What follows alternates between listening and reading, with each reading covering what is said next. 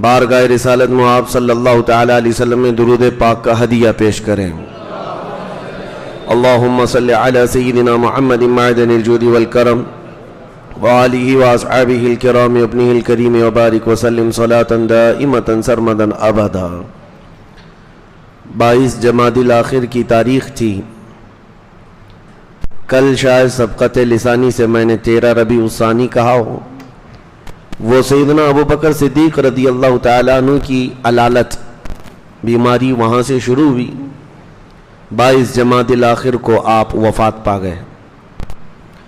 آپ کی علالت کے زمانے میں، آپ کی بیماری کے زمانے میں صحابہ اکرام رضوان اللہ تعالیٰ علیہ مجمعین کی ایک کثیر تعداد آپ کی عیادت کے لیے آیا کرتی تھی، اور اس وقت رائے مشورے چلتے رہے تو حضرت ابو بکر صدیق رضی اللہ تعالیٰ عنہ نے اپنی وفات سے پہلے ہی جو منتخب صحابہ تھے ان سے یہ نصیحتاً فرمایا تھا کہ میں نے اصحاب رسول میں عمر ابن خطاب سے اب افضل کسی کو نہ دیکھا، اس لیے تم سب اس کو اپنا امیر مقرر کر لو۔ سیدنا ابو بکر صدیق رضی اللہ تعالیٰ عنہ کا یہ فرمان، آپ کی یہ نصیحت، وہ سارے صحابہ نے دل و جان سے قبول کر لی۔ یہ ایک ہی خلیفہ ہیں سیدنا عمر ابن خطاب رضی اللہ تعالیٰ عنہ، جن کے متعلق بہت زیادہ رائیں اور بہت زیادہ جیسے الیکشن والے معاملات نہیں پیش آئے ہیں۔ جس دن سیدنا ابو بکر صدیق رضی اللہ تعالیٰ عنہ کی وفات ہوئی، آپ کی تدفین ہوئی، اسی دن حضرت عمر فاروق رضی اللہ تعالیٰ عنہ خلیفہ مقرر ہو گئے۔ ایک ہی دن، اسی دن 22 جمادی الاخر کو ہی سیدنا عمر ابن خطاب رضی اللہ تعالیٰ عنہ کے دور خلافت کا آغاز ہو جاتا ہے۔ یہ وہ حسین دور ہے جس دور کی روشنائی، جس دور کی سچائیاں پورے اکناف عالم میں پھیلی ہوئی ہیں، وہ عمر جس کے آداب پہ شیدا سقر، اس خدا دوست حضرت پہ لاکھوں سلام۔ سیدنا عمر ابن خطاب رضی اللہ تعالیٰ عنہ نبی کریم صلی اللہ تعالیٰ علیہ وسلم کے ولادت باسعادت کے 17 سال بعد پیدا ہوئے تھے۔ تقریباً اصحاب عام الفیل کا جو واقعہ پیش آیا اس کے 17 سال بعد، بعض روایات میں کہ 13 سال بعد پیدا ہوئے۔ تو سیدنا عمر فاروق رضی اللہ تعالیٰ عنہ 13 سال بعد اگر جیسے پیدا ہوئے ہیں، تو سیدنا ابو بکر صدیق رضی اللہ تعالیٰ عنہ کی خلافت کا دور جو ختم ہوا 2 سال 3 مہینے کچھ دن کے بعد، یعنی 3 سال کے آس پاس، اس کے بعد حضرت عمر فاروق کا زمانہ 10 سال کا لگا۔ یہ خلافت فاروقی 10 سال تک چلی، ایک لمبا عرصہ خلافت کا آپ کو ملا ہے۔ اس اعتبار سے جب حضرت عمر کی وفات ہوئی تھی تو عین آپ کی عمر 63 سال کی ہی تھی، جیسے رسول اللہ صلی اللہ علیہ وسلم کی عمر پاک۔ نبی کریم صلی اللہ تعالیٰ علیہ وسلم اس دنیا سے جب پردہ فرمائے تھے آپ کی عمر 63 سال تھی۔ حضرت ابو بکر صدیق جب وفات پائے آپ کی عمر 63 سال تھی۔ حضرت عمر جب وفات پائے آپ کی عمر بھی 63 سال تھی۔ کیسی عظیم مطابقت بھی ہے۔ اور جب آپ کی عمر 27 سال کی تھی، بھری جوانی تھی، حضرت عمر ابن خطاب رضی اللہ تعالیٰ، یہ بھی قرشی ہیں، قریش خاندان سے ہیں، اور بہت ہی عظیم پہلوانوں میں شمار ہوتے تھے، اور لوگ آپ کے رعب و دبدبے سے ڈرتے بھی تھے۔ زمانے جاہلیت کی بات کر رہا ہوں۔ تو بعثت نبوی کا 3 سال تھا، اور بعض روایت میں 6 سال تھا، یعنی نبی پاک صلی اللہ تعالیٰ علیہ وسلم کے اعلان نبوت کے 3 سال، اور بعض روایت میں 6 سال آپ نے اسلام قبول کیا۔ جس وقت حضرت عمر نے اسلام قبول کیا اس وقت 39 مرد اور 11 عورتیں اسلام لا چکی تھیں، آپ کا نمبر 40واں تھا۔ اور مشہور ہے کہ سیدنا عمر ابن خطاب رضی اللہ تعالیٰ عنہ جوانی کے وقت بڑے جوشیلے تھے، اور آپ کو جو ذمہ داری تھی وہ دوسرے قبیلوں سے سفارت کے اور بہت ساری ایسی ذمہ داریاں، جب عرب قبیلوں میں جنگیں ہوتی تھیں تو ان جنگوں میں پیش سفارتی تعلقات جو ہوتے ہیں، ایمبیسی جیسے ہوتے ہیں، ان تعلقات کے لیے مکہ والوں کی نمائندگی کرتے ہوئے حضرت عمر فاروق کو ہی بھیجا جاتا تھا۔ 25 سال کی عمر میں ہی سفارتی کام کرتے تھے، اور اس لیے بھی کہ کوئی عرب قبیلہ آپ کے سامنے طاقت نہیں دکھاتا تھا۔ یہ سیدنا عمر ابن خطاب رضی اللہ تعالیٰ عنہ جب مکہ مکرمہ میں تھے تو ایک اور بات میں آپ کو بتاؤں، ان کا خاندان بھی قریش ہے، ان کی ماں کی طرف سے جو رشتہ ہے، حضرت عمر فاروق رضی اللہ تعالیٰ عنہ کی ماں کی طرف سے جو رشتہ ہے، ام جمیل جو ابو جہل کی سگی بہن ہے، اس اعتبار سے ابو جہل رشتے میں آپ کا ماموں تھا، سردار قریش ہے، اور سارے مکہ کو بھڑکانے والا بھی وہی ہے۔ تو اس کا یہ سب مکہ مکرمہ میں پروپیگنڈا چلتا تھا۔ اسی دوران حضرت عمر ایک مرتبہ حرم میں تھے تو آپ کو اتنا بھڑکایا، اس نے کہا کہ اس محمد کا معاملہ بہت بڑھ گیا ہے۔ اب یہ مکہ سے نکل کر کے باہر بھی ان کی دعوت پہنچنے لگ گئی ہے، معاملات بگڑتے جا رہے ہیں ہمارے خداؤں کے۔ تو حضرت عمر جوش میں آئے اور حضور صلی اللہ تعالیٰ علیہ وسلم کے متعلق یہ ارادہ لے کر کے نکلے کہ قتل کر کے آ جاؤں گا۔ اس وقت حضرت حضور اکرم صلی اللہ تعالیٰ علیہ وسلم زید بن ارقم کے گھر میں رہا کرتے، چھپ کر کے ابھی دعوت دی جاتی تھی اسلام کی۔ علی اعلان مسلمان نمازیں نہیں پڑھتے تھے اور نہ ہی علی اعلان اسلام کی دعوت دی جاتی تھی۔ جو مسلمان تھے وہ خفیہ تھے۔ 3 سال کا عرصہ اسی طرح سے گزرا ہے۔ تو حضرت عمر نے اپنا واقعہ اسلام لانے کا خود ہی بیان کیا ہے کہ میں تلوار اٹھائے نکلا تھا جوش میں کہ جاؤں اور اس محمد کا آج کام تمام کر دوں، ختم کر دوں، تاکہ ہمارے خداؤں کا جو دین ہے وہ ویسے ہی برقرار رہے اور نیا دین مکہ میں آنے نہ پائے۔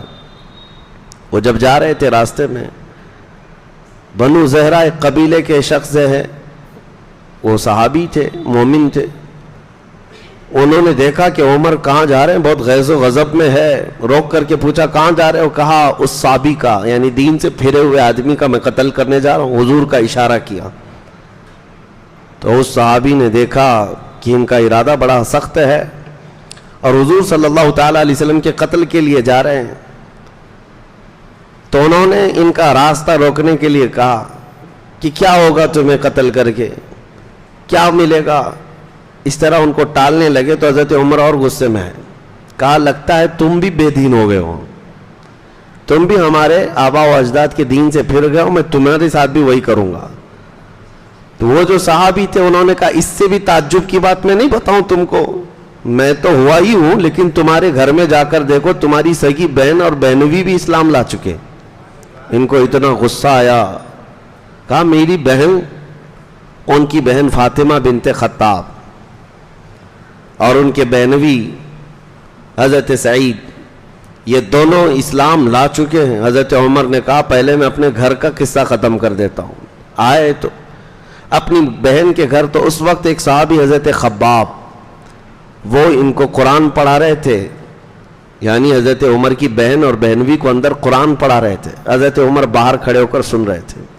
زور زور سے دروازہ پیٹنا شروع کر دیا، بہن ڈر گئی اور بہنوی بھی ڈر گئے کہ عمر آئے، تو حضرت خباب کو پردے میں اندر چھپا دیا اور دروازہ زور سے کھولا۔ اندر جاتے ہی حضرت عمر کا جوش یہ تھا، کہا کہ یہ کیا ہو رہا ہے، تم لوگ دین اسلام میں آ گئے ہو، ہمارے آبا و اجداد کا دین چھوڑ چکے ہو، آؤ دیکھا نہ تاؤ، مارنا شروع کیا، اپنے بہنوی کو اتنا مارا، وہ بیچ بچاؤ کے لیے بہن آئی تو ان کو بھی مارا، ناک پھٹ گئی، مار مار کر کے زخمی کر دیا بہن کو بھی اور بہنوی کو۔ خود کو ترس آیا بعد میں کہ میں اپنی سگی بہن کو مارا اتنی۔ اس کے بعد تھک کر کے بیٹھے، پھر اٹھایا دونوں کو، کہا میرے آنے سے پہلے دروازے میں سن رہا تھا کوئی کلام یہاں پڑھ رہا تھا, کوئی کلام تم لوگ پڑھ رہے تھے, سن رہے تھے. وہ کلام کیا ہے سناؤ مجھ کو. ابھی حضرت عمر اتنا کہہ رہے تھے کہ وہ حضرت خباب جو پردے میں چھپے تھے باہر آ گئے. کہا میں سناتا ہوں. حضرت عمر نے کہا تم یہاں کیسے؟ کہا جو کلام تم سن رہے تھے وہ میں ہی پڑھ رہا تھا. پھر حضرت خباب نے قرآن کی آیتیں تلاوت کرنی شروع کی. قرآن کی آیتیں جب صحابہ پڑھتے تھے تو ایسا اثر ہوتا تھا کہ پتھر بھی ہل جائے. حضرت عمر سنتے گئے سنتے گئے سنتے گئے. اس کے بعد اٹھ جاتے ہیں اور کہتے ہیں میں اس محمد صلی اللہ علیہ وسلم سے ملاقات کر کے آؤں گا. ان کی بہن اور بہنوی دونوں تھوڑا سا ان کو خوشی اس بات کی حاصل ہوئی کہ عمر کا دماغ تبدیل ہوتا ہوا نظر آ رہا ہے. تب حضرت خباب جو وہاں تھے گھر کے اندر موجود تھے, انہوں نے کہا گھبرانے کی ضرورت نہیں ہے, عمر رسول اللہ کا قتل کرنے نہیں جا رہے ہیں. اس لیے کہ کل شام کو ہی میں نے رسول اللہ کو یہ دعا کرتے سنا تھا, اے اللہ عمر بن خطاب کے ذریعے اسلام کو فوقیت عطا فرما, اسلام کو عزت عطا فرما. اللہم اعز الاسلام بعمر, اے اللہ اسلام کو عزت عطا کر عمر بن خطاب کے ذریعے سے. کہا میں نے کل رسول اللہ سے یہ دعا سنی ہے, ہو سکتا ہے وہ دعا آج ہو گئی ہے. تو عمر ابن خطاب گئے, تلوار حمائل تھی. زید بن ارقم کے گھر میں چند صحابہ تھے, رسول پاک صلی اللہ علیہ وسلم تھے. جیسے ہی صحابہ نے آتے ہوئے دیکھا سب کھڑے ہو گئے. کہا عمر بن خطاب آ رہے ہیں اور ساتھ میں تلوار بھی ہے. امیر حمزہ رضی اللہ تعالیٰ عنہ جو صرف ان کے سے 3 دن پہلے ایمان لائے ہوئے تھے اور رسول اللہ کے چچا تھے, اور حضور صلی اللہ تعالیٰ علیہ وسلم سے بہت ہی قرابت ایسی تھی کہ حضرت امیر حمزہ حضور صلی اللہ تعالیٰ علیہ وسلم کے ہم عمر تھے, ایک عمر کے تھے, اور دونوں نے ایک ہی خاتون کا دودھ بھی پیا تھا. چچا تھے, بھتیجے تھے, لیکن عمر ایک تھی. دونوں نے ایک حضور پاک صلی اللہ تعالیٰ علیہ وسلم کے وہ دودھ شریک بھی تھے.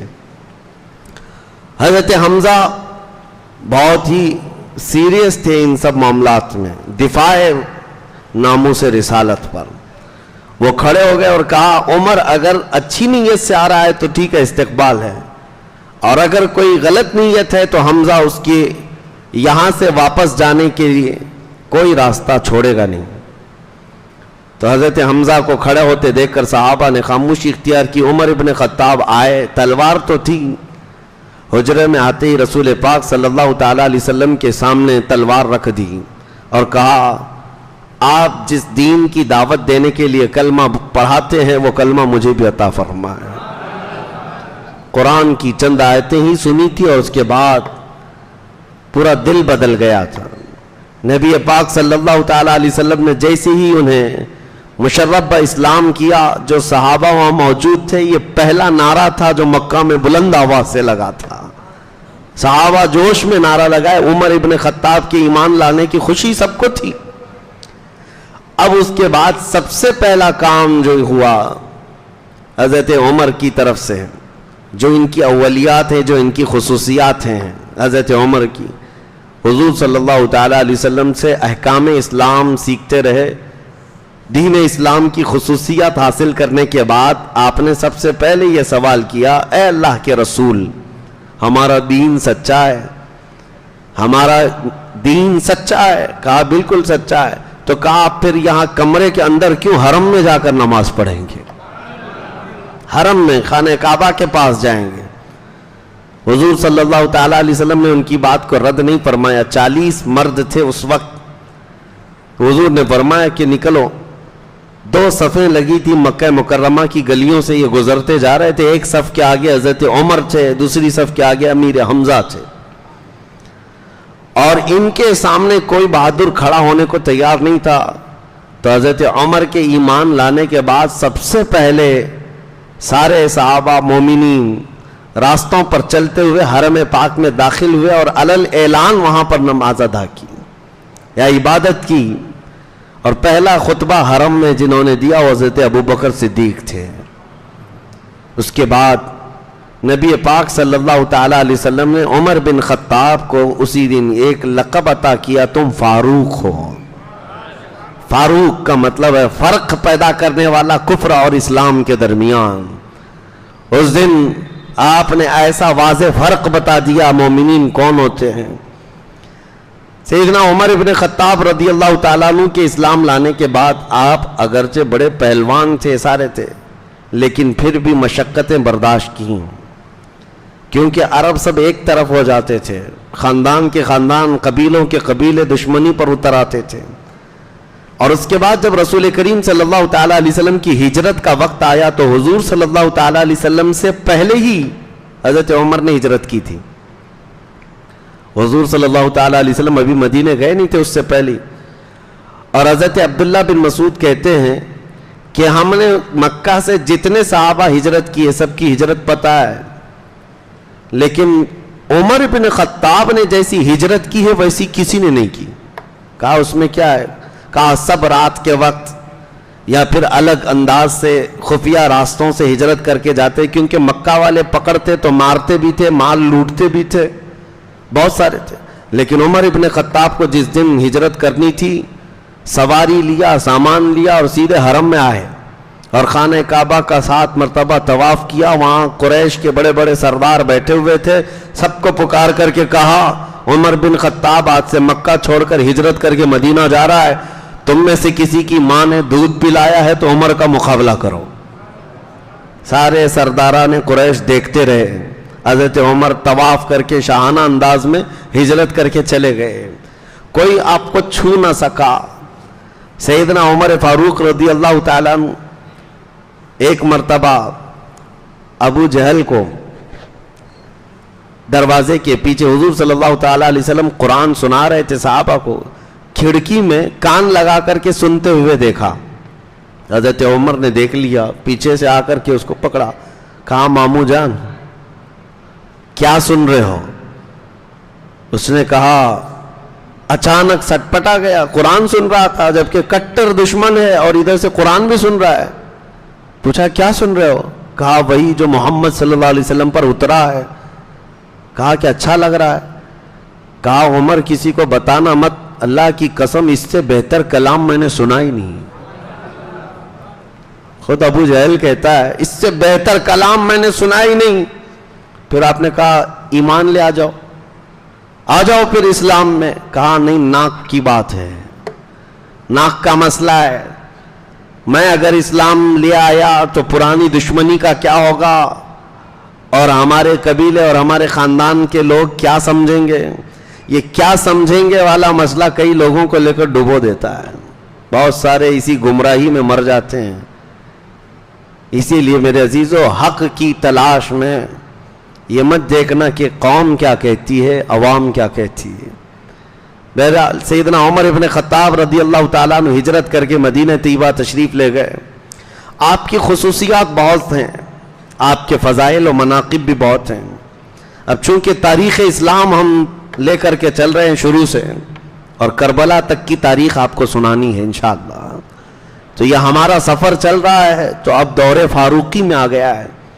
ظاہر سی بات ہے تاریخ اسلام میں اگر حضرت عمر کا نام نہ آئے تو اس تاریخ مکمل بھی نہیں ہو سکتی. بلکہ میں یہ کہتا ہوں کہ ایسی بنیادیں ہیں تاریخ اسلام کی.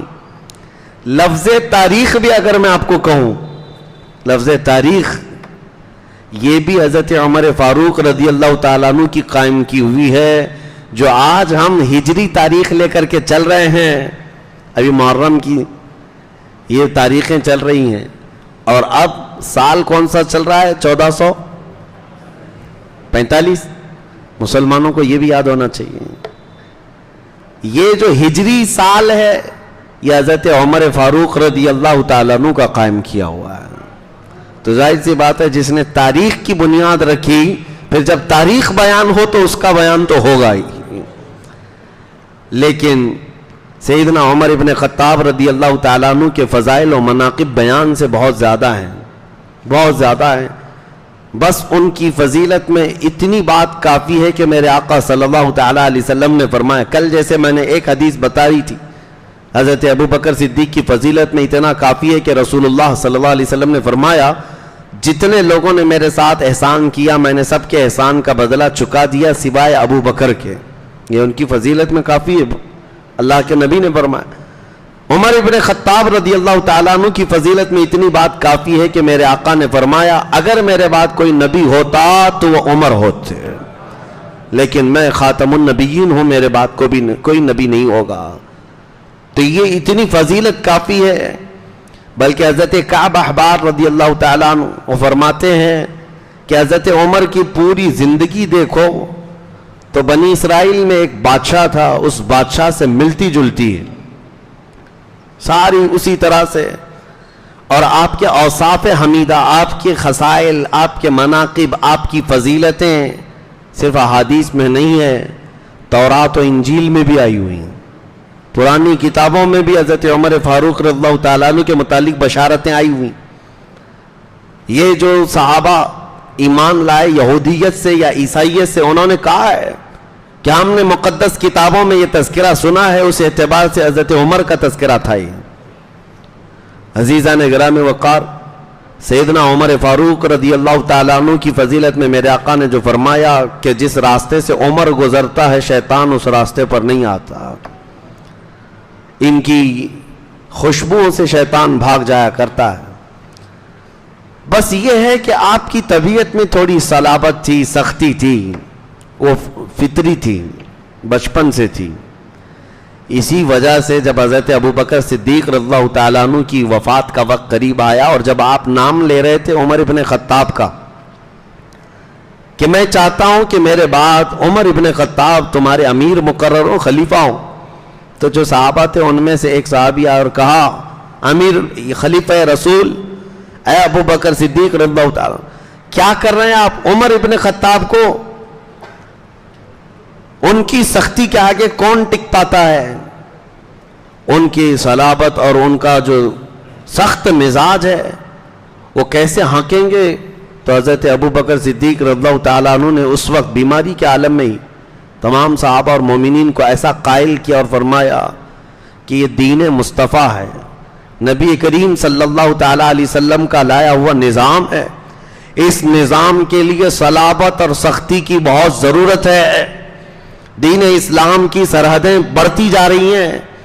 صحابہ نے پھر محسوس کیا کہ اب ہمیں ایسا امیر بھی چاہیے جو اتنا سخت ہو، اتنا سخت ہو. اور سختی کس بات میں؟ صرف شریعت مصطفیٰ میں، باقی اپنی ذات کے لیے، اپنے نفس کے لیے نہیں. تو صحابہ نے بالاتفاق آپ کو امیر مقرر کر لیا تھا. حالت تو یہ تھی کہ حضرت عمر فاروق کندھے پر کوڑا لے کر کے بازار میں گھومتے تھے. جب مدینے کے بازاروں میں جاتے تھے کوڑا ان کا کندھے پر ہی رہتا تھا، جہاں جس کو کچھ گناہ کرتے ہوئے پاتے وہیں کوڑے لگاتے تھے. شریعت مصطفیٰ میں کوڑے کی بھی ضرورت پڑتی ہے. بعض لوگ یہ کہتے ہیں ہر چیز پیسفلی ہونی چاہیے، امن کے ساتھ ہونی چاہیے. اگر سارے انسانوں کے طبیعت میں امن ہی ہوتا تو پولیس کی بھی ضرورت نہیں ہوتی، لیکن ایسا حقیقت میں ہے نہیں. دنیا کی ہر کنٹری، دنیا کا ہر نظام پولیس کا شعبہ رکھتا ہے، ایک ڈپارٹمنٹ رکھا جاتا ہے. کیوں؟ کرائم پر کنٹرول کے لیے. اور ان کو سختی کرنے کا حکم بھی دیا جاتا ہے کیونکہ انسانوں کی طبیعت میں ہے، فطرت میں ہے کہ ان کو کچھ سختیاں ایسی ہیں جو سیدھے راستے پر رکھ سکتی ہیں. حضرت عمر فاروق رضی اللہ تعالیٰ عنہ کے میں اب آپ کو یہ بات اس لیے کہہ رہا ہوں کہ یہ ابھی آپ کو سننا ضروری ہے کہ آپ کے اندر کی یہ جو سختی تھی، صلابت تھی، اور آپ جو فیصلے لیتے تھے اس کا اثر بڑے بڑے صحابہ پر بھی ہوا ہے. بڑے بڑے صحابہ پر بھی اس کا اثر ہوا ہے. وہ کسی کی روح رعایت نہیں کرتے تھے. یہاں تک کہ اپنے دور خلافت میں آپ نے پابندی لگا دی تھی کہ جتنے علاقوں میں گورنر بنے ہوئے صحابہ ہیں ان کی بھی دیکھ بھال کے لیے کچھ لوگوں کو رکھتے کہ اگر وہ قیمتی گھوڑا اختیار کر لیتے. ترکی گھوڑا اس وقت بہت قیمتی سمجھا جاتا تھا. حضرت عمر ان کو دوسرے دن ان کو معزول کرنے کا لیٹر جاری کر دیتے تھے، اتر جاؤ تم. یا اگر ان کو بہت قیمتی لباس پہنتے ہوئے دیکھتے منع کرتے. یہ سختی حضرت عمر فاروق رضی اللہ تعالیٰ عنہ کی شریعت مصطفیٰ کے نفاذ کے لیے تھی. بہت بڑے درہم و دینار تو چھوڑیں، ایک تنکا بھی آپ غلط انداز سے کسی کو نہ کھانے دیتے تھے نہ اسراف کرنے دیتے تھے. اس کے خلاف تھے آپ، اس کے خلاف رہتے تھے ہمیشہ کہ مسلمانوں کے مال کا ایک آدھا درہم بھی ضائع نہ ہونے پائے. بادشاہوں کا مزاج نہیں تھا کہ جو من میں آئے لٹا دیا کسی بھی بات پر، نہیں، اس بات کے حساب کتاب میں بہت سخت تھے. یہاں تک کہ آپ کو میں بتاؤں، اپنے بیت المال کا جو داروغہ تھا اس کو آپ نے اتنا سخت بنا رکھا تھا حساب کتاب کے لیے کہ حضرت عمر فاروق خود بھی اگر بیت المال سے کبھی قرضہ لیتے تو بیت المال کا داروغہ آپ سے لڑنے کے لیے آ جاتا تھا. اتنے دن ہوئے ابھی تک آپ نے دیا نہیں، خلیفہ ہیں آپ. حضرت عمر کہتے میرے پاس ہے نہیں، آ جانے کے بعد دے دوں گا. وہ تقاضا کرتے کرتے گھر کو لپٹ جاتا تھا، روایت میں موجود ہے. امیر المومنین کے دروازے کو لپٹ جاتا تھا، کہتا تھا زیادہ دن ہو رہے ہیں آپ کے اوپر قرضہ ہو گیا ہے، جلدی ادا کیجیے. لیکن حضرت عمر نے کبھی اس کے لیے کوڑا نہیں استعمال کیا. کوئی اگر دیکھتا تو یہ کہتا ارے یہ داروغہ بیت المال کا خلیفہ وقت کی طرف سے مقرر کیا ہوا داروغہ ہے، لیکن یہ تقاضا کرنے آ جاتا ہے مال کا، وہ بھی امیر المومنین سے. میاں یہاں تو پی ایم سے کوئی حساب ہی نہیں لے سکتا، جتنا چاہے دیش بیچ جائے، کوئی پوچھ بھی نہیں سکتا. اگر پوچھے گا تو اس کی تو سدسیتا ختم ہو جائے گی، ہاں اس کی رکنیت بھی ختم ہو جائے گی. پوچھنے کی ہمت یہاں نہیں ہے، کر بھی نہیں سکتے، چاہے تم پوری جھولی بھر کر کے یہاں سے پارسل کرو. یہ دور الگ ہے میرے عزیزوں، کہاں خلافت کو ہم کمپیئر کر سکتے ہیں. یہاں مال لوٹنے والے چور ڈاکو بیٹھے اور لوٹ کر کے خوب لے جائیں، سوئس بینک میں داخل کریں، لیکن ان کو سے کوئی دوسرا سوال نہیں کر سکتا، پوچھ نہیں سکتا. اگر پوچھ لیا تو اس کی خیر نہیں، دوسرے دن اس کے ہاں حکومت کی داماد ایجنسیاں آ جاتی ہیں تحقیقات کے لیے، تفتیش کے لیے. یہ تو سسٹم ہے. اپنے آپ کو کبھی انہوں نے حساب کے آگے نہیں رکھا کہ ہم سے کوئی مواخذہ نہیں کر سکتا، کوئی ان کو پوچھ نہیں سکتا تم 12 لاکھ کا سوٹ کیوں پہنتے ہو، نہیں پوچھ سکتا. لیکن وہ دور فاروقی تھا، جبہ بھی اگر لمبا ہوتا تو صحابہ پوچھ لیتے تھے. بھرے مجمع میں حضرت سلمان فارسی نے آپ سے پوچھا تھا کہ مال غنیمت میں کپڑا آپ نے تقسیم کیا تھا سب صحابہ کو، کسی کا پورا جبہ نہیں بن رہا تھا، حضرت عمر کا پورا جبہ بن گیا. صحابی نے بیچ مجمع میں کھڑے ہو کر پوچھا آپ کا کیسے بن گیا، سب کا تو نہیں بنا، ویسے بھی آپ قد میں لمبے تھے. حضرت عمر نے یہ نہیں کہا کہ کیا تم کو سوال کرنے کا حق ہے، بلکہ جواب دیا، کہا مال غنیمت میں میرے بیٹے کو بھی کپڑا ملا تھا، انہوں نے مجھے ہبہ کر دیا، دونوں کپڑے ملا کر کے میں نے سلایا، میرا جبہ بن گیا ہے. جواب دینے کا حق تھا، اور جب وہ اپنے آپ کو اس کا مواخذہ کرنے کا مستحق سمجھتے تھے، وہ داروغہ کو جب اتنا سخت بنا کر رکھے تھے حضرت فاروق رضی اللہ تعالی کہ وہ آپ سے تقاضا کرتا تھا قرضے کے، اور باقی دوسری چیزوں پر سختی اس قدر تھی کہ کسی کی رعایت نہیں تھی. عدل و مساوات میں، حساب کتاب میں، صحابہ اکرام رضوان اللہ تعالی علیہ مجمعین کے معاملات میں بڑے سخت تھے فیصلہ لینے میں. صحیح روایت میں اگر آپ کو بتاؤں، جب آپ کی وفات ہوئی تھی، آپ کے جسم پاک پر چادر پڑی ہوئی تھی، دیدار کے لیے بہت لوگ آئے. جب صحابہ، ان میں سے مولا علی کرم اللہ وجہہ الکریم آئے، سیدنا علی ابن ابی طالب کرم اللہ وجہہ الکریم چادر ہٹاتے ہیں اور لوگوں سے کہتے ہیں لوگوں گواہ ہو جاؤ، رسول اللہ صلی اللہ تعالی علیہ وسلم کے صحابہ میں اس سے زیادہ نیکیاں کرنے والا دیکھا نہیں تھا، اس سے بہتر آدمی نہیں دیکھا. اور ابن عساکر کی روایت تو یہ ہے، تاریخ ابن عساکر مشہور معتبر کتاب ہے، میں روایت آپ کو بتا دوں. حضرت علی کا یہ فرمان ہے کہ فرماتے اگر کسی کو وہ دیکھتے کہ حضرت علی فرماتے مجھ کو ابو بکر اور عمر سے افضل بتائے تو میں اس کو 80 کوڑے ماروں گا. کوڑے لگوا دیتے حضرت علی کرم اللہ وجہہ الکریم. آپ نے اعلان فرمایا تھا. وہ اس حد درجے تعظیم کرتے تھے سیدنا ابو بکر صدیق کی بھی اور حضرت عمر کی بھی. یہ بتانا ضروری اس لیے ہے کہ بعض لوگوں کو یہ لگتا کہ یہ غصب کی ہوئی خلافتیں تھی، غصب کی ہوئی خلافتیں تھی تو حضرت علی کرم اللہ وجہہ الکریم ایسی تعریف نہیں کرتے ان خلفاء کی. عزیزان گرامی اوقات، اب دور فاروقی کی باتیں کرتے ہیں. فضائل و مناقب بے شمار ہیں. سیدنا عمر ابن خطاب رضی اللہ تعالیٰ عنہ کی فضیلتیں بے شمار ہیں. انہوں نے رسول اللہ کی صحبت پائی، یہ سب سے بڑی فضیلت ہے. اللہ کے نبی صلی اللہ تعالیٰ علیہ وسلم نے ہر گھڑی ان کو ساتھ رکھا، یہ بڑی فضیلت ہے. اور آج تک، بلکہ میرے آقا صلی اللہ تعالیٰ علیہ وسلم کا ایک فرمان ہے، سنو. فرماتے ہیں رسول اللہ صلی اللہ علیہ وسلم، ہر نبی کے لیے وزیر ہوتے ہیں. مجھے اللہ تعالیٰ نے آسمانوں میں 2 وزیر دیے اور زمین پر بھی 2 وزیر دیے. آسمانوں میں میرے 2 وزیر جبرائیل و میکائیل ہیں، اور زمین میں میرے 2 وزیر ابو بکر و عمر ہیں. اور دیکھو تو آج بھی اس ہرے گنبد کے نیچے بادشاہ آرام فرمائے اور دونوں وزیر پہلو میں سوئے ہوئے ہیں. یہ اس بات کی علامت ہے. ہم نے پڑھا تھا کہ بادشاہ جب کرسی پر براجمان ہوتا ہے اور وزیر اس کے آس پاس ہیں تو یہ علامت ہوتی ہے کہ بادشاہ کا نظام ابھی چل رہا ہے. اور اگر وزیر چلے گئے تو یہ علامت ہوتی کہ اب بادشاہ کی مجلس ختم ہو گئی ہے، رعایا کے اب معاملات سنے نہیں جائیں گے. جب تک وزیر اگل بغل ہوتے ہیں یہ علامت ہوتی ہے کہ رعایا کے معاملات سنے جائیں گے، ابھی نظام چل رہا ہے. قربان جاؤ اس حسین گنبد خضرا کی چھاؤں کے نیچے بادشاہ اعظم بھی آرام فرمائے اور پہلو میں دونوں وزیر بھی ہیں. یہ اس بات کی علامت ہے کہ نظام بھی چل رہا ہے اور رعایا کی سنی بھی جا رہی ہے.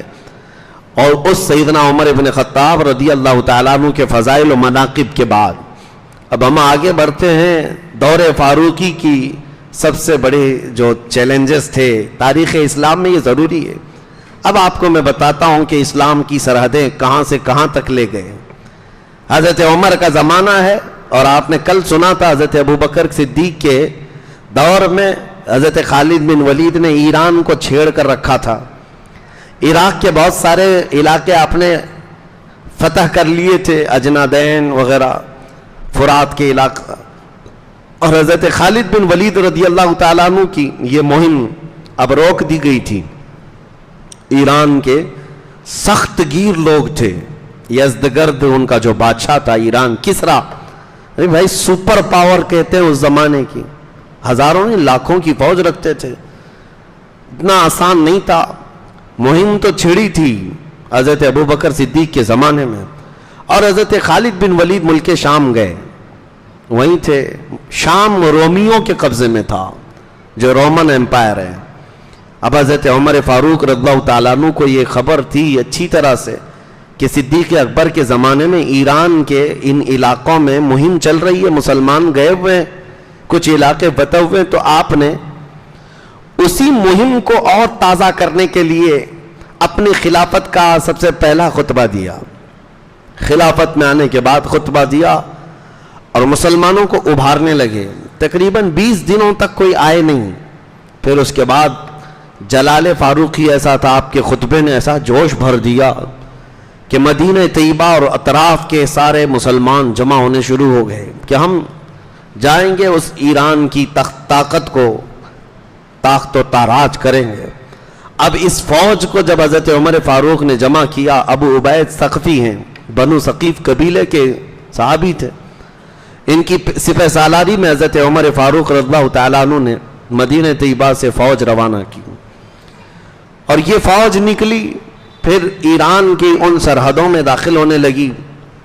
ایران کے یزدگرد کو جب پتا چلا کہ مسلمان آ رہے ہیں تو چونکہ پہلے ہی جنگوں میں خالد بن ولید نے ان کے دانت کھٹے کر رکھے تھے، انہیں پتا تھا، تو اپنا مشہور و معروف پہلوان جس کو آج بھی دنیا نام سے یاد رکھتی ہے، رستم پہلوان، یہ ایران کا پہلوان ہے اور اس کی پہلوانی کے چرچے پوری دنیا میں تھے. رستم کو تیار کیا اور 20,000 کی فوج دے کر کے یزدگرد نے بھیج دیا مسلمانوں کی اس فوج کو روکنے کے لیے. حضرت ابو عبید ثقفی یہ بڑے جوش میں نکلے تھے اور ان کے ساتھ جو صحابہ تھے وہ تقریباً 2,000 تھے.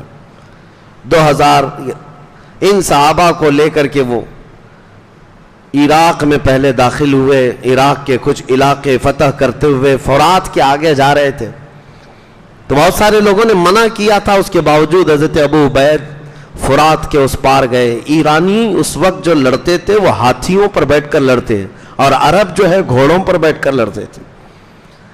گھوڑوں کا رواج تھا اور ان کے ہاتھی پر بیٹھ کر سوار ہو کر آتے، اور ان کے دیو پیکر ہاتھی ایسے تھے کہ جب وہ میدان میں آئے تو ان کے گھوڑے بدک گئے، بڑے بڑے جانوروں کو دیکھ کر، ہاتھیوں کو، تو مسلمان پسپا ہو گئے، پیچھے کی طرف ہٹنے لگے۔ اور اسی اثنا میں ایرانیوں کے ہاتھیوں کے حملے سے حضرت ابو عبید ان کے نرغے میں آ گئے، اور ایک ہاتھی نے اپنے سونڈ میں دبا کر اپنے پیر میں ان کو کچل دیا، وہ شہید ہوئے۔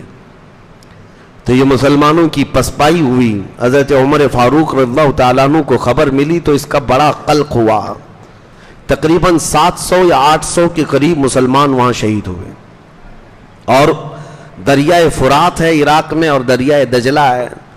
اب ان حالات کے چلتے ہوئے جنگیں کثرت سے چل رہی ہیں، پھر حضرت سعد بن ابی وقاص رضی اللہ تعالیٰ عنہ کو امیر مقرر کر کے سپہ سالار بنا کر حضرت عمر فاروق رضی اللہ تعالیٰ عنہ نے 20,000 کا لشکر تیار کیا۔ یہ مسلمانوں کا بڑا لشکر تھا، جس میں بدری صحابہ تھے، احد کے صحابہ تھے، فتح مکہ کے صحابہ تھے، یہ عظیم صحابہ اور شہزادے صحابہ کے جتنے تھے سب شامل تھے۔ اور اس میں اتنا جوش تھا کہ خود حضرت عمر فاروق دوڑے دوڑے اس جنگ میں آنا چاہتے تھے۔ آپ کو لوگوں نے روک دیا کہ مدینہ کو خالی نہیں کیا جا سکتا، آپ یہاں رہیں۔ حضرت سعد بن ابی وقاص کو ایسی تنبیہ کر کے بھیجا تھا حضرت عمر نے کہ ہر منزل کا مجھے نقشہ کنٹینیو بھیجتے رہیں، یعنی بالکل کانٹیکٹ میں رہیں، اور ہر جگہ کیا کیا حالات ہیں قاصد کو فوری طور پر بھیجتے رہے۔ اس وقت نظام قاصد کا تھا، تو حضرت عمر کو عراق کے چپے چپے کا علم تھا، آپ نے جنگی ترتیب ایسی دی حضرت سعد بن ابی وقاص کو بھیج کر، یہ وہی فوج ہے میرے عزیزوں تاریخ کی جو عراق کی سرزمین پر اتری اور ایرانیوں کے مقابل میں آئی۔ تو ایرانیوں نے مہران اور جازوے نام کے 2 بڑے سپہ سالاروں کو بھیجا تھا، تقریباً 1 لاکھ کی فوج دے کر۔ اور یہ ہے جنگ قادسیہ جو مشہور ہے جنگوں میں۔ جنگ قادسیہ کا نام اگر آپ سرچ کریں تو آپ کو پتہ چل جائے گا، ایک بہت ہی عظیم جنگ لڑی گئی، آسان نہیں تھی۔ 20,000 صحابہ، اور اس کے بعد ان کی 1 لاکھ کی نہیں بلکہ 2 لاکھ کی فوج ہو گئی، اور ان میں ہاتھی، بڑے بڑے قسم کے پہلوان سب جمع ہوئے۔ قادسیہ کا یہ میدان حضرت سعد بن ابی وقاص کی سپہ سالاری میں لڑا جانا تھا۔ پہلا ہی دن ایسا تھا کہ کثرت سے مسلمان شہید ہوئے، لیکن پیچھے نہیں ہٹے جنگ قادسیہ میں۔ اور یہ جنگ ایسی تھی جہاں صحابہ اپنا جگر نکال کر رکھ چکے تھے۔ کئی ایسے صحابہ ہیں جن کی قربانیوں کو ذکر کرنے کے لیے طویل وقت درکار ہے، طویل وقت۔ جنگ قادسیہ میں ایک صحابی ہیں حضرت خنسا، یہ پہلے زمانے جاہلیت کی شاعرہ تھیں، شعر و شاعری کرتی تھیں، اور ان کی شعر و شاعری ایسی مشہور تھی جب کوئی مرتا تھا عرب میں تو اس پر مرثیہ بولا جاتا تھا۔ مرثیہ ماتم کرنے کے لیے، رولانے کے لیے شعر بولتے تھے۔ تو یہ خنسا اس بات میں مشہور تھی جب ان کے بھائی کا انتقال ہوا تھا، اور ایک بار باپ کا انتقال ہوا تھا، تو اپنے بھائی اور باپ کے انتقال کے وقت جو انہوں نے مرثیے پڑھے تھے، عرب لوگ 2 سال تک سن کر روتے تھے۔ انہوں نے 2 سال تک رلایا ہے، نئے نئے شعر بول بول کر کے لوگوں کو رلایا، جیسے آج ماتم کی مجلسوں میں رلایا جاتا ہے۔ تو اس وقت یہ ماتم کا رواج تھا، نوحہ کرتی تھیں عورتیں، اور عرب کی جاہلیت میں مرنے پر اس طرح کے مرثیے پڑھے جاتے تھے۔ یہ وہ خنسا ہیں جو زمانے جاہلیت کی مشہور شاعرہ۔ اللہ اکبر، دین اسلام جب کسی کے سینے میں داخل ہوتا ہے تو تبدیلی کیسے آتی ہے۔ یہ وہی خنسا ہیں جنگ قادسیہ کے لیے جب مدینے میں صحابہ جمع ہو رہے تھے، یہ خاتون دوڑی دوڑی حضرت عمر کے پاس آئی اور کہا میرے 4 بیٹے ہیں، میں 4 کو بھیجنا چاہتی ہوں۔ 4 لڑکے ہیں۔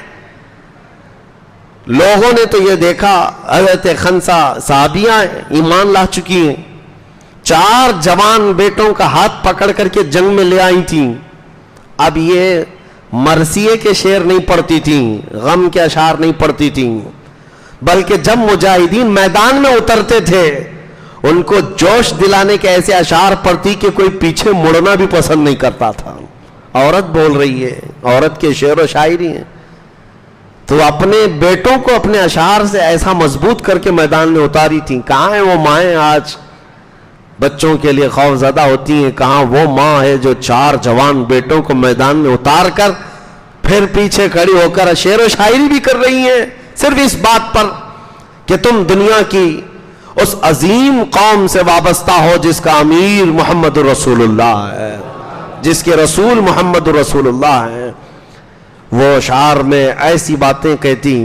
اتفاق ایسا ہے کہ اس جنگ قادسیہ میں حضرت خنسا کے 4 بیٹے شہید ہوئے، 4 بیٹے ایک ساتھ انتقال کیے ہیں۔ تو عرب میں یہ بات پھیل گئی کہ خنسا اب کیسے مرثیہ پڑے گی؟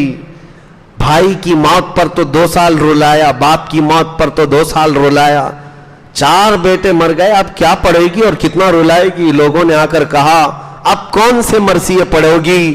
حضرت خنسا نے کہا 4 بیٹوں کی موت پر اب میں یہ پڑھوں گی انا للہ و انا الیہ راجعون، بس ہم اللہ کے لیے ہیں اور اللہ ہی کی طرف لوٹنے والے ہیں۔ اسلام پورا دل بدل دیتا ہے، زمانے جاہلیت کے سارے کام بدل جاتے ہیں۔ یہ آج کیسی بات ہے کہ اسلام میں پیدا ہوئے، اسلام میں بڑھے ہو، لیکن جاہلیت کے افعال اور کردار آج بھی تمہارے اندر پائے جاتے ہیں، کچھ ہندوؤں کے، کچھ کرسچنوں کے، کچھ پتہ نہیں کہاں کہاں کے۔ تمہارے گھروں میں یہ سب رسومات گھر کرنے لگ گئے۔ وہ ایسے تھے کہ دین میں آنے کے بعد پرانی ساری چیزیں ایسے نکال دیتے تھے، تبدیلی آتی تھی۔ جنگ قادسیہ ہے، جنگ قادسیہ میں سعد ابن ابی وقاص نے بڑی جواں مردی کے ساتھ سپہ سالاری کا حق ادا کیا، اور اس میں بہت سارے صحابہ شہید ہوئے۔ یہ 3 دن تک چلی جنگ، اور اس کے بعد حضرت اسماء کی یہاں پر وہ کارکردگی بیان کے قابل ہے۔ حضرت اسماء یہ صدیق اکبر کی بیٹی، انہوں نے دیکھا یہاں پر حضرت اسماء رضی اللہ تعالیٰ عنہ کی یہ کارکردگی بیان کی جاتی ہے، وہ جنگ قادسیہ میں ہو کہ جنگ یرموک میں ہو۔ لیکن بہرحال میں بیچ میں یہ صحابہ کے ساتھ ان صحابیات کی کارکردگی بتاتا ہوں کہ وہ سب عورتوں کے خیموں میں آئیں اور کہا اے عورتوں جمع ہو جاؤ، کیا چاہتی ہوں؟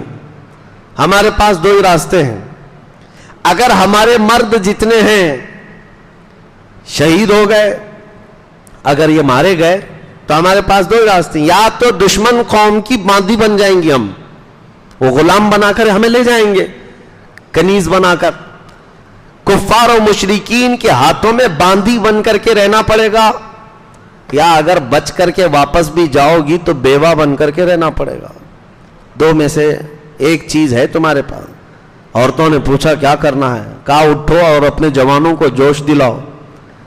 تو ان کے جو خیمے لگتے تھے، جھوپڑیاں ہوتی تھی، 4 لکڑیاں گاڑ کر کے اس پر پردہ ڈال کر خیمے بنائے جاتے تھے۔ حضرت اسماء نے کہا 4 عورتیں خیمے کی 4 چوب لکڑیاں اٹھائیں اور دوڑ پڑیں۔ تو عورتیں وہ خیمہ اکھاڑ کر کے میدان میں دوڑتی تھیں۔ شام کا وقت تھا اور یہ جو لشکر مقابل میں تھا یہ دیکھ کر کے گھبرا گیا۔ انہوں نے کہا کہ نہ اس میں انسان نظر آتا ہے، نہ کوئی فوجی ہے، یہ تو جھوپڑیاں خود ہی چلتی آ رہی ہیں، یہ گھر چلتے ہوئے آ رہے ہیں ہماری طرف۔ ایسی بھگدڑ مچی تھی ان کے اندر کہ وہ آپس میں ایک دوسرے کے اوپر گرتے پڑتے تھے، پتہ نہیں ان کے جانور کتنے ان کو کچل گئے ہیں۔ ان کے اس کردار پر مسلمانوں کو فتح عظیم حاصل ہوئی تھی۔ جنگ قادسیہ کے بعد ایران میں ایسی بات پھیل گئی کہ اب ایرانیوں کی طاقت ختم ہونے لگی۔ میرے عزیزو، ایک جنگ میں 10 ہزار ایرانی مارے گئے ہیں، یہ معمولی بات نہیں تھی۔ اس وقت ان کے دور میں کبھی 2000 کبھی 10,000 مقابل میں ہوتے رہے۔ اب اس کے بعد مسلمانوں کا یہ جمع غفیر سعد ابن ابی وقاص کے ساتھ دریائے دجلہ پر آیا۔ اب تاریخ کی وہ اہم بات میں عرض کرنے جا رہا ہوں، دور فاروقی کی۔ یہ عراق پورا فتح کر چکے تھے، اب ایران کی سرحد کے اندر داخل ہونا تھا۔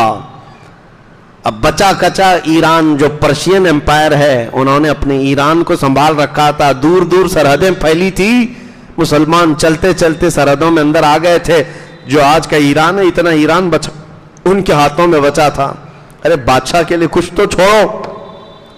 اب ایرانی بادشاہوں نے دریاؤں کے کنارے پوری فوج لگا رکھی تھی کہ مسلمان کہیں سے پار ہو کر کے اس سرحد کے اندر نہ آ جائیں، اور دریائے دجلہ کے اوپر جتنے پل بنے تھے، برج، سب توڑ ڈالے کہ دریا عبور کر کے پار کر کے کوئی آ نہ سکے، کراس نہ کر سکے. لیکن صحابہ کا جوش اور جنون ایسا تھا کہ وہ کہیں کو رکنے والے نہیں تھے. اسی کو علامہ اقبال نے کہا ہے، تھمتا نہ تھا کسی سے سیل رواں ہمارا.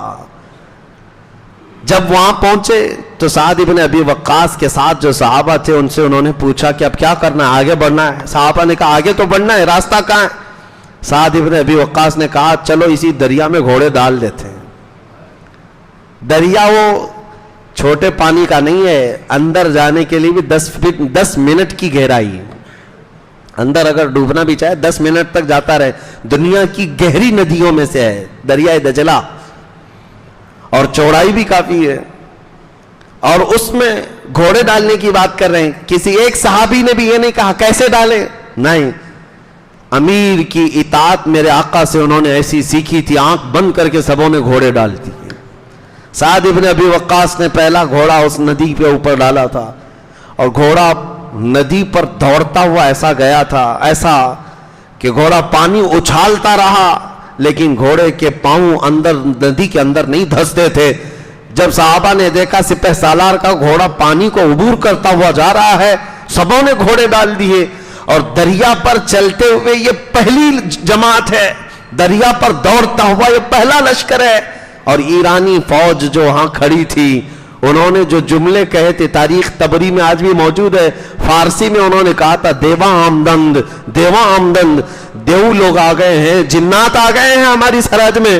بھلا آج تک کوئی انسان پانی پر چلتا ہوا نظر آیا؟ لیکن ان ظالموں کو یہ پتا نہیں تھا یہ محمد عربی کے غلام ہیں.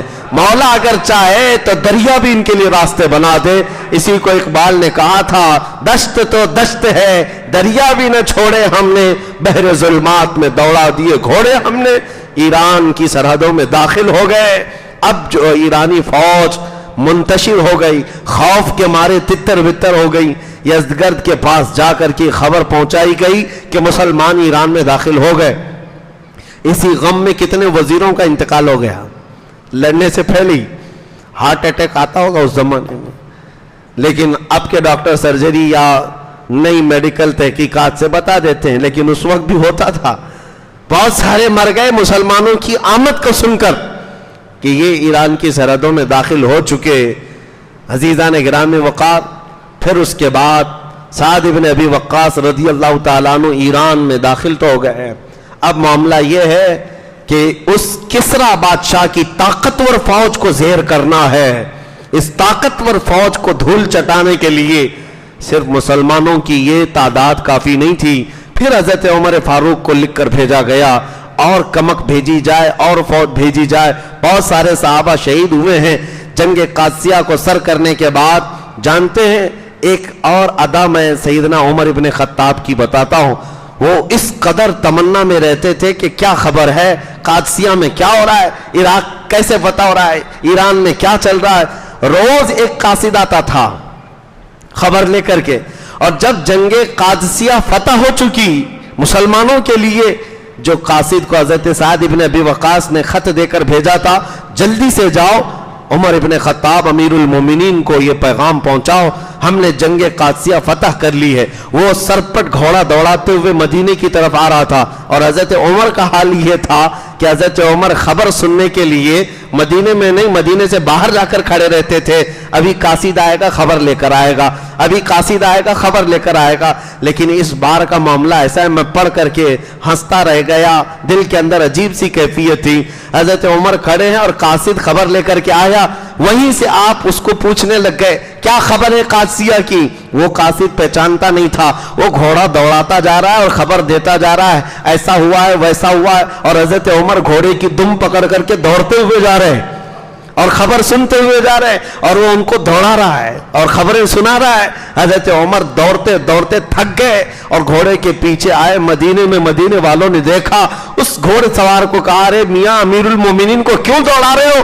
وہ ڈر کے مارے اتر گیا. کہا یہ امیر المومنین ہے, میں ان کے لیے خبر لے آیا. حضرت عمر اپنی امامہ کو اتارتے ہیں, کہتے ہیں کوئی بات نہیں, اور دوڑو اور خبریں سناؤ, اور دوڑو اور خبریں سناؤ اسلام کی فتح کی, اسلام کی پھیلنے کی بشارتیں. اس کے بعد آپ نے خطبہ دیا, کہا اے لوگوں, عمر کی کبھی یہ خواہش نہیں ہے کہ لوگوں کو اپنا غلام بنائے. میں اللہ کا بندہ ہوں اور اسی طرح جینا چاہتا ہوں جیسے اللہ کا بندہ ہو. مجھے اس بات کی خوشی نہیں ہوگی کہ کوئی میری تعریف کرے یا میرے گھر پر میرے دروازے پر آنے سے گھبرائے. مجھے اس بات کی خوشی ہوگی کہ کوئی بھی شخص اپنی ضرورت کے لیے مجھے یاد کرے اور میں اس کے کام آ جاؤں. یہ خطبے میں آپ نے فرمایا تھا. اس کے بعد پھر اب دور آتا ہے سیدنا خالد بن ولید کا. حضرت خالد بن ولید رضی اللہ تعالیٰ عنہ کو حضرت عمر فاروق کے چہیتے صحابی یعنی چہیتے دوست حضرت ابو عبیدہ بن جراح, یہ عشرہ مبشرہ میں سے ہیں اور بہت سارے فتوحات میں آپ کا کردار رہا ہے. حضرت ابو عبیدہ بن جراح کو ملک شام کی فتح کے لیے بھیجا گیا تھا. حضرت خالد بن ولید وہیں تھے. حضرت خالد بن ولید اپنی فوج کو لے کر حضرت ابو عبیدہ بن جراح کے ساتھ مل گئے اور ہوا یہ, حمص میں یعنی اس وقت کا جو ایک مشہور علاقہ تھا, آج بھی وہ حمص ہی کہلاتا ہے, ملک شام میں عیسائیوں کا مرکز تھا. اور وہاں کے بطریق کو یعنی بڑا جو پادری تھا اس کے گھر, یا وہاں کا جو بادشاہ تھا, بادشاہ کا جو نائب ہوا کرتا تھا, اس کے گھر بیٹا ہوا تھا. وہ لوگ شراب پی پی کر کے مستیاں کر رہے تھے, خوشیاں منا رہے تھے. عیسائیوں میں شراب پینے کو ہی سب سے بڑی خوشی سمجھی جاتی ہے. اور اس وقت سب بدمست تھے, رات کا وقت تھا. حضرت خالد بن ولید رضی اللہ تعالیٰ عنہ حمص کے اس قلعے میں داخل ہو گئے اور یہ شراب کے نشے میں چور تھے, ان کو پتہ ہی نہیں کون شہر میں داخل ہوا. اور حضرت خالد بن ولید جیسے ہی آئے سارا نشہ اتر گیا, جتنی شراب پی تھی, جتنا بھنگ پیا تھا, سب نکل گیا اور سب دوڑے دوڑے بد کے ہوئے ادھر ادھر بھاگتے رہے. اور حضرت خالد بن ولید سے نہیں کہا, حضرت ابو عبیدہ بن جراح کے پاس گئے اور کہا کہ ہم صلح کرنا چاہتے ہیں. حضرت ابو عبیدہ بن جراح نے ان سے صلح کر لی. ایک طرف حضرت خالد بن ولید جنگ کرنے آئے تھے, دوسری طرف ابو عبیدہ بن جراح صلح کر رہے تھے. اور اسی اسنا میں دمشق جو آج بھی راجدھانی ہے ملک شام کی, حضرت خالد بن ولید کا صرف چل کر کے آنا تھا, جنگ کرنا نہیں تھا. ان کو صلح پر مجبور کر دیا, صرف چل کر کے آئے تھے. اور اس کے بعد حضرت ابو عبیدہ بن جراح نے صلح کر لی تو ملک شام کا یہ دمشق علاقہ سب سے پہلے اسلام میں آیا. یہ رومن امپائر کو اب چھیڑ دیا تھا. اس وقت کے سپر پاور, دوسری سپر پاور طاقت روما کو چھیڑ دیا اور دمشق کو حاصل کر لیا. سیدنا خالد بن ولید کی ایک ادا بڑی پسند آتی. ایک اور علاقہ عیسائیوں کا تھا حمص کے بعد, وہاں آپ اپنی جوان لشکریوں کو لے کر پہنچے تھے, فوجیوں کو. عیسائی بڑے مکار اس وقت بھی ہیلے کرتے تھے اور کسی نہ کسی طرح حربے سے گمراہ کرنے کی کوشش کرتے. انہوں نے دیکھا دمشق ہمارے ہاتھ سے گیا ہے, حمص چلا گیا ہے, اور جس علاقے میں حضرت خالد بن ولید آئے وہاں عیسائیوں کا ایک مضبوط قلعہ تھا اور شہر کے اطراف قلعہ بنایا جاتا تھا. قلعہ کیسے ہوتا تھا, پوری دیواریں بنا دی جاتی تھی شہر کے اطراف, بڑی بڑی دیواریں, اور ان دیواروں کے اندر پورا شہر آباد ہوتا تھا. کبھی آپ اجمیر شریف جاتے ہیں تو بڑے بڑے دروازے دیکھتے ہوں گے جو اس زمانے کے سرحدیں ہوا کرتی تھی شہر کی, اور کوئی بھی داخل ہوتا تو اس دروازے کے اندر سے ہی جانا ہوتا. اس طرح قلعے کے اندر بند ہو جاتے تھے, جنگیں اسی طرح لڑی جاتی تھی. تو ان عیسائیوں نے سارے دروازے بند کر لیے اور قلعے کے اندر بیٹھ گئے, کیونکہ ان کو پتہ چل گیا خالد بن ولید اپنا لشکر لے کر آ رہے ہیں. لڑنا تو تھا نہیں. یہ محاصرہ 40 دن تک چلا, یعنی حضرت خالد بن ولید پیچھے ہٹنے والے تو نہیں تھے. پورے فوج کو لے کر کے انہوں نے بھی پڑاؤ ڈال لیا کہ ہم بھی یہیں رہیں گے, تم جب تک باہر نہیں آؤ گے ہم بھی باہر ہی بیٹھے رہیں گے. اب یہ چاروں طرف سے جو مسلمان بیٹھے ہوئے تھے اتنے دنوں تک, عیسائیوں کا جو پادری اندر تھا اس نے مشورہ کیا ان کے ساتھ جنگ نہیں لڑ سکیں گے، ہم لڑنا مشکل ہے، ان کو میں ایک دوسرے طریقے سے زیر کر سکتا ہوں۔ کیا ہے؟ خالد بن ولید کی فوج میں جوان لشکری زیادہ ہیں اور ہر جوان مال و دولت اور عورت کی طرف جلدی جاتا ہے، تو اس پادری نے یہ کیا کہ میں شہر کی ساری بڑی اور خوبصورت لڑکیوں کو لا کر میدان میں کھڑا کر دوں گا اور خالد بن ولید سے صلح کے نام پر میں معاہدہ کر لوں گا، ایک شرط رکھوں گا کہ اس بازار سے گزرتے ہوئے قلعے تک آ جاؤ، صحیح سلامت آ گئے تو چابیاں تمہارے حوالے کر دیں گے۔ لیکن خالد بن ولید کو انہوں نے بتایا نہیں۔ جا کر کے خالد بن ولید سے عیسائی پادری نے کہا ہم لڑنا نہیں چاہتے، آپ آئے ٹھیک ہے ہم صلح کریں گے، لیکن ہماری یہ شرط ہے 3 دن کے بعد آپ اپنی اس فوج کو لے کر اس بازار سے گزرتے ہوئے قلعے تک آ جائیں شاہانہ شوکت کے ساتھ۔ تو حضرت خالد بن ولید نے کہا ٹھیک ہے منظور ہے۔ 3 دن کے بعد جب اپنی فوج کو لے کر کے وہ نکلے تو ان کی یہ گھٹیا اور ذلیل حرکت دیکھ کر رک گئے۔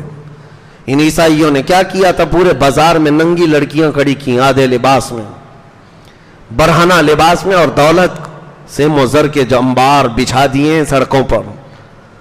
ظاہر سی بات ہے یہ نوجوان لشکریوں کو لوٹنے کے لیے، آج بھی فوج میں بہت برائیاں رہتی ہیں، مہینوں سے فوج دور رہتی ہے گھروں سے تو ان کے اندر نفسانی خواہشات آ جاتی ہیں، یہ سوچ کر کے کبھی بھی فوج کو توڑنے کے لیے اس طرح کی حرکتیں ہمیشہ کی جاتی رہیں، عیسائیوں کی طرف سے ہوتی رہیں۔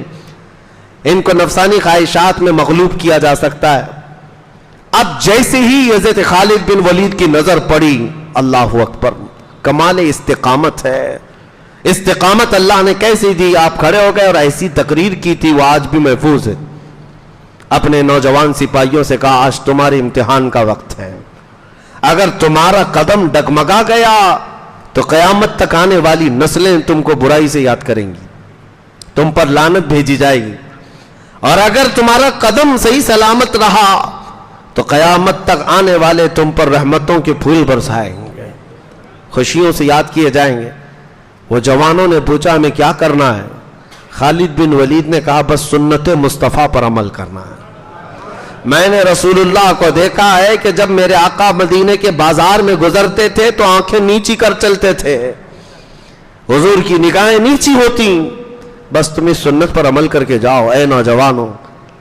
اسی لیے میرے آقا نے فرمایا النظرۃ سہم من سہام الشیطان، نظر جو ہے شیطان کے تیروں میں سے ایک تیر ہے، سب سے پہلے تمہاری نظر دھوکہ کھاتی ہے۔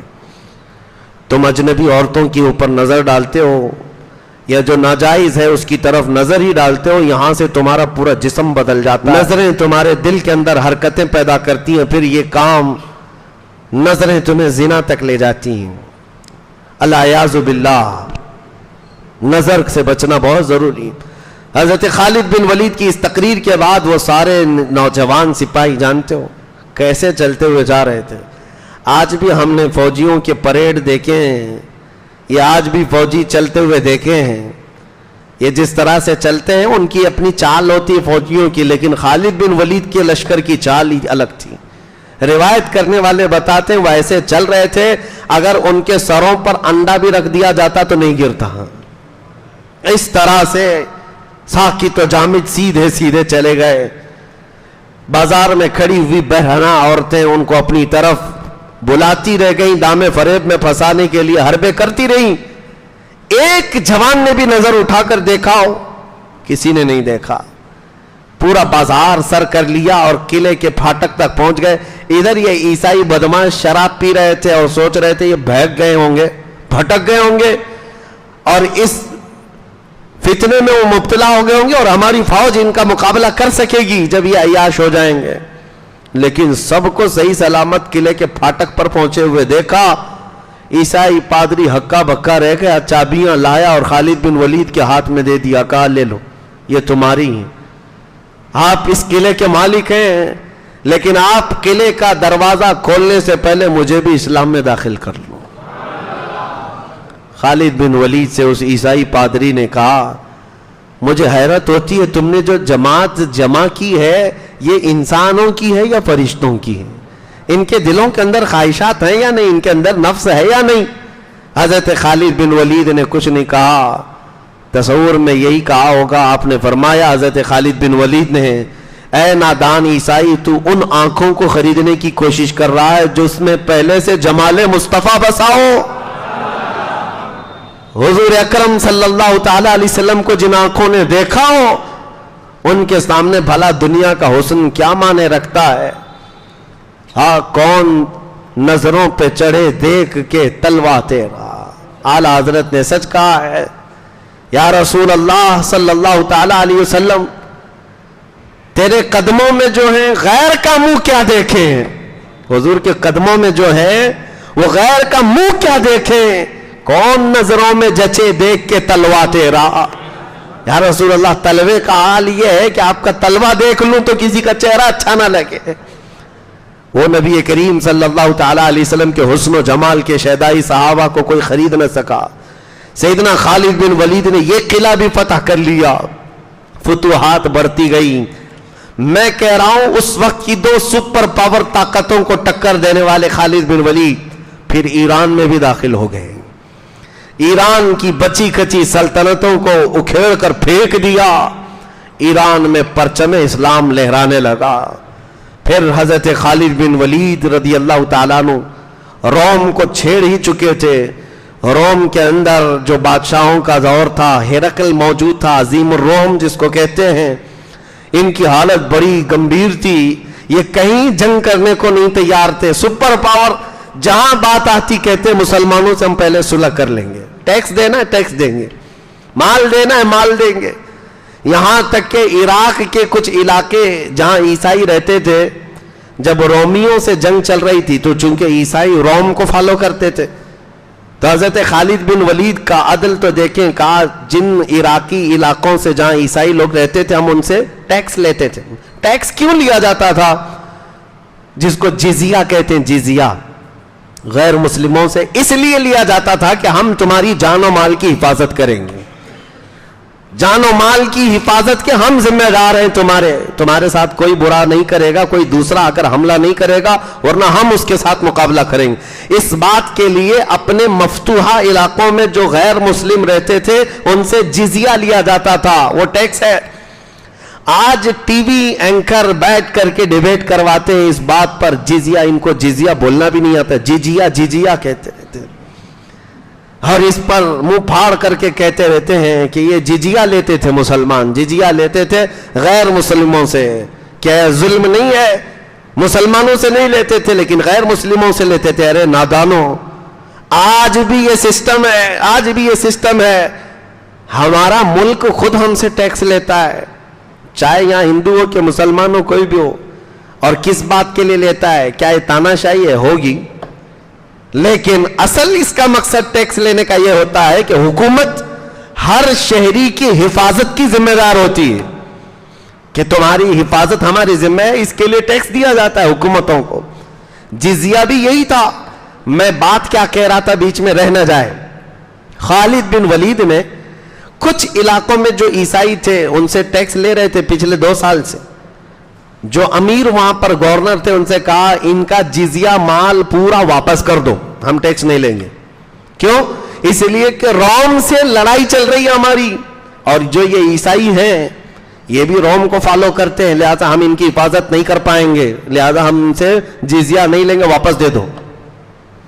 جیسے ہی ان صحابہ نے جزیہ واپس دینا شروع کیا، عراق کے کچھ علاقوں میں جو عیسائی رہتے تھے، روایت میں موجود ہے، سارے کے سارے عیسائی رو رو کر کے دعائیں کرتے تھے کہ مسلمانوں کی حکومت پھر سے آ جائے، مسلمانوں کی حکومت آ جائے، روم مغلوب ہو جائے، کیونکہ یہ ہمارے جان و مال کی جس طرح حفاظت کرتے ہیں، ہمیں دوسروں سے ڈر لگتا ہے، دوسرا کوئی بھی درندہ آئے گا ہمیں لوٹ لے گا۔ روایتوں میں موجود ہے وہ عیسائی، وہ روم کو فالو کرنے والے مال لے لے کر کے قطاروں میں کھڑے ہوتے اور کہتے ہم سے جزیہ لے لو تاکہ ہماری حفاظت کا ذمہ ہو جائے۔ لیکن صحابہ کا یہ عدل تھا کہ ہم جس بات کی حفاظت کے ذمہ دار ہوتے ہیں بس اسی سے لیتے ہیں، اور جہاں نہیں ہوگا اس سے 1 روپیہ بھی نہیں لیا جائے گا۔ یہ سلسلہ تھا۔ سیدنا خالد بن ولید رضی اللہ تعالیٰ عنہ نے روم کو بھی ٹکر دے دی۔ روم کی جنگوں میں بہت ساری جنگیں ہیں، لیکن یہ جنگوں کا سلسلہ فتوحات کا چلتا رہا۔ سیدنا خالد بن ولید لڑتے رہے دن و رات ایک کر دیا، اور ان کی زندگی کی تاریخ کی 125 جنگیں تھیں۔ میرے عزیزو، کھیل کے میدان میں اتنی مرتبہ نہیں اترے ہوں گے تم جتنی مرتبہ انہوں نے جنگ میں اتر کر کے جوہر دکھائے، اور جنگ کے میدان میں اترنا کوئی تماشا نہیں ہے، اور نہ ہی یہ بازیچے اطفال بچوں کا کھیل ہے، جان ہتھیلی پر لے کر آنا ہے۔ خالد بن ولید رضی اللہ تعالیٰ عنہ 125 جنگیں اپنی زندگی میں لڑے، اور حیرت کی بات میں بتاؤں، 2 خصوصیات آپ کی، 2 اسپیشلٹی خصوصیات یہ ہے، ان 125 جنگوں میں ایک جنگ میں بھی آپ کو شکست نہیں ملی، ایک جنگ بھی ہارے نہیں ہیں 125 جنگ۔ اور دوسری اسپیشلٹی آپ کی، دوسری خصوصیت حضرت خالد بن ولید کی یہ ہے، بہت سارے علاقے اسلام میں آئے، آذربائیجان تک حضرت خالد بن ولید کی سپہ سالاری میں فتح ہوا، آذربائیجان تک گیا اسلام، یہاں مدینہ طیبہ کی سرحدوں سے نکل کر کے ایران، عراق، شام، روم، اب اس کے بعد آذربائیجان، آرمینیا، آج کے دور میں جو یورپی یونین میں شامل ہے، وہاں تک اسلام پھیل گیا، وہ علاقے مفتوح ہو گئے، فتح کر کے پرچم اسلام لے رہا ہے۔ دوسری اسپیشلٹی حضرت خالد بن ولید کی جو میں بتا رہا ہوں خصوصیت، وہ کیا ہے؟ ایک تو یہ ہے 125 جنگوں میں کبھی آپ کو شکست نہیں ہوئی۔ دوسری خصوصیت یہ ہے کہ جو علاقہ خالد بن ولید نے فتح کیا تھا 14 صدیاں گزر گئی، آج تک وہ کافروں کے حوالے کبھی نہیں گیا، کبھی نہیں گیا۔ جو علاقہ انہوں نے فتح کیا تھا اس وقت سے لے کر آج تک وہ اسلام کے ماتحت ہی چل رہا ہے، اسلام کے انڈر میں ہے۔ سلام ہو تربت خالد بن ولید پر، کروڑوں رحمت نازل ہو اس صحابی رسول پر، جس کو اللہ کے رسول نے فرمایا تھا سیف اللہ، سیف من سیوف اللہ، اللہ کی تلواروں میں سے ایک تلوار کا نام ہے۔ حضرت خالد بن ولید خود کہتے ہیں میں ہر جنگ اس نیت سے لڑتا تھا شہید ہو جاؤں گا، لیکن ایک جنگ میں بھی شہادت نہیں ملی، ایک جنگ میں بھی شہادت نہیں ملی۔ کسی دوسرے صحابی نے آپ سے کہا آپ کو شہادت کیسے ملتی؟ کیونکہ اللہ کے رسول نے آپ کو اللہ کی تلوار کہا، اگر آپ شہید ہو جاتے تو دنیا یہ نہ کہتی خالد بن ولید ختم ہو گئے، دنیا یہ کہتی اللہ کی تلوار ٹوٹ گئی، اللہ کی تلوار ٹوٹ گئی اور اللہ تعالیٰ کی تلوار محفوظ رہی۔ خالد بن ولید کہتے ہیں میرے پورے جسم میں ایک بالشت جگہ بھی کہیں باقی نہیں ہے جس میں تیر اور تلوار نہ لگے ہوں، کوئی جگہ جسم میں باقی نہیں، زخموں سے بھری ہوئی، ہر جگہ زخم تھے، بڑے بڑے گھاؤ تھے۔ ایک علاقہ خالد بن ولید کا دور جو سنہرا دور ہے حضرت فاروق اعظم کے زمانے میں، ہوا یہ کہ ایک مرتبہ عیسائی حضرت خالد بن ولید سے تلواروں سے نہیں لڑے، فتح کیا ہے، صلح سے بھی لڑے، اخلاق سے بھی لڑے، اور ایک مرتبہ عیسائیوں کے ایک علاقے میں گئے، عیسائیوں نے کہا ہم آپ کے ساتھ آنے کو تیار ہیں، لڑیں گے نہیں، کوئی چیز نہیں ہوگی، لیکن ہمارا دین حق ہے، ہمیں یقین ہے، آپ اپنے دین کی حقانیت کو کیسے ثابت کریں گے؟ خالد بن ولید نے کہا بتاؤ تم کیا چاہتے ہو میرے دین کی حقانیت کے لیے؟ عیسائیوں نے کہا ہمارے پاس ایک بہت سخت خطیر قسم کا زہر ہے، ہم وہ زہر کی پیالی لا کر رکھیں گے اور ہم میں سے بھی ایک شخص آئے گا، تم میں سے بھی ایک شخص آئے گا، زہر پی کر کے ہم یہ اعلان کریں گے جس کا دین حق ہوگا وہ زہر پی کر بچے گا۔ یہ مباہلہ تھا، یہ مباہلہ ہے۔ اس دور میں سیدنا خالد بن ولید کے ساتھ ہے، حضرت خالد بن ولید نے کہا یہ تو میرے لیے بہت اچھی بات ہے، آج دین کی حقانیت کو اجاگر کرنے کا دن ہے۔ تاریخ کی سچائیاں آج بھی روایت کرتی ہیں، سیدنا خالد بن ولید گئے اور زہر کا پیالہ رکھا ہوا تھا، وہ زہر ایسا تھا پینا تو دور کی بات ہے، اگر چمڑی پر لگ جاتا تو گوشت نکل کر آتا، چمڑی پر اگر لگتا زہر تو گوشت کے ساتھ چمڑی نکل آتی تھی، اتنا سخت تھا۔ خالد بن ولید آگے بڑے، عیسائیوں کا بڑا وہاں پر پادری موجود تھا، عیسائیوں کی ایک جماعت ہے، मुसलमानों की जमात है। सैयदना खालिद बिन वलीद ने कुछ नहीं देखा, सीधे जाकर उस जहर का प्याला उठाया, कहा बिस्मिल्लाहिल्लज़ी ला यदुर्रु मअ इस्मिही शैउन फिल अर्दि वला फिस समा व हुवस समीउल अलीम। उस अल्लाह के नाम से पी रहा हूं जिसका नाम पूरे जमीनों आसमानों में है और कोई शय उस नाम को जरर और नुकसान नहीं दे सकती है। वो जहर का प्याला उठाया और पी गए। और ईसाई देखते रह गए, ना हलक कटा, ना जुबान कटी, ना जहर से कुछ हुआ, बल्कि आपने जहर का प्याला ऐसे पी करके रखा जैसे कोई पेट भरकर दूध पीता है। दूध पी करके कोई अपना गिलास रख देता है, इस तरह से आप जहर का प्याला नीचे रखते हैं। ईसाइयों ने कहा ये तो जादू है, ये तो जादू है, नजरबंदी हो गई। तो उस वक्त खालिद बिन वलीद ने कहा पूरा मैंने पिया है, बचा हुआ तुम चख करके दिखाओ, तुम चख करके दिखाओ। ईसाई भाग गए। नहीं, उनको यह था कि सब भाग जाएंगे, लेकिन इस अजीम करामत को देखकर, ये खालिद बिन वलीद की करामतों में से है, करामत को देखकर कई ईसाई मुशर्रफ इस्लाम हुए, ईमान ले आए, इस्लाम में दाखिल हुए। खालिद बिन वलीद रदी अल्लाह तआला अन्हु ने इस दौर में, दौरे फारूकी में, इतने इलाके फतह किए जिनके नाम शुमार करना आज हमारे लिए मुश्किल है। उन्होंने प्रैक्टिकल चल करके फतह किए हैं। आज हैरत है मुसलमानों को, जमातों को, जवानों को, कि कम से कम वो 2-4 इलाके तो याद रखते जिनको उन्होंने फतह किया है, वो भी तुम्हें याद नहीं। तुम क्या याद रखते हो? तुम्हें तो फुटबॉल ग्राउंड याद है, तुम्हें तो वर्ल्ड कप कहाँ होता है, कहाँ है, नहीं है, ये याद रह जाता है। कौन से साल का वर्ल्ड कप कहाँ खेला गया, ये सब याद रख जाते हो।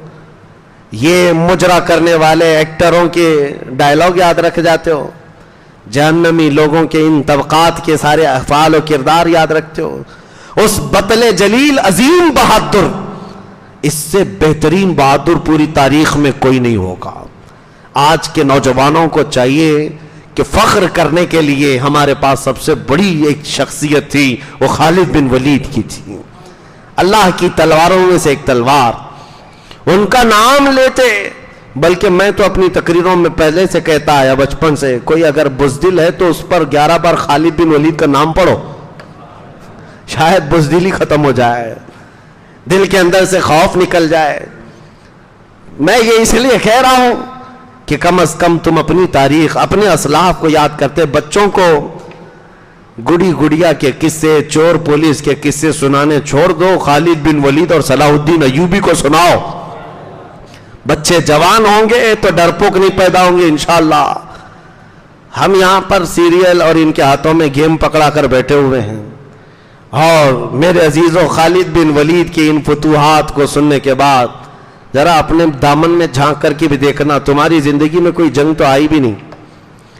वो जंगों में उतर गए थे। हाँ, आज के जवान लड़ते हैं, गेम में हैं, बहुत माहिर हैं, गेम में ऐसे लड़ते हैं, पता नहीं कितने स्टेचू को सुला देते हैं। और पबजी के तो ऐसे दीवाने रह गए थे कि ऐसा लगता था कि वो जितने उसमें कार्टून आते हैं उनको मारते मरते कब इसकी मौत आने वाली पता नहीं चलता। इनके दिलों में रच बस गया जैसे बनी इसराइल के दिलों में बछड़े की पूजा रच बस गई थी। पबजी गेम और पता नहीं कितने ऐसे गेम, इन जवानों ने यही समझ लिया है, अरे नादानों, खाते बहुत ज्यादा हो, दूध भी पीते हो, अखरोट बादाम काजू सब खाते हो, जिम में जाके वर्कआउट करते हो, शर्म करो। तुम्हें अल्लाह ताला ने ताकत गेम खेलने के लिए नहीं दी है, गेम खेलने के लिए नहीं दी है। आज जंग अगरचे नहीं हो रही है, लेकिन इस दौर का पहलवान वो है जो सुबह के वक्त बिस्तर छोड़े और फजर की 2 रकात अदा करे। सैयदना अली करमल्लाहु वजहुल करीम ने फरमाया, मेरे नजदीक वो ताकतवर शख्स है, वो ताकतवर शख्स है। और अल्लाह के हबीब सल्लल्लाहु तआला अलैहि वसल्लम का फरमान है, मेरी उम्मत जब तक घोड़े की पीठ और फजर की जमात नहीं छोड़ेगी, अल्लाह उस पर किसी भी कौम को गलबा नहीं अता करेगा। कभी कोई कौम तुम पर गालिब नहीं आएगी। हजरत खालिद बिन वलीद का यह दौर, लेकिन तारीख की सच्चाइयां हैं। सैयदना उमर फारूक रज़ियल्लाहु तआला अन्हु के दौरे खिलाफत में ये फतूहात हुई।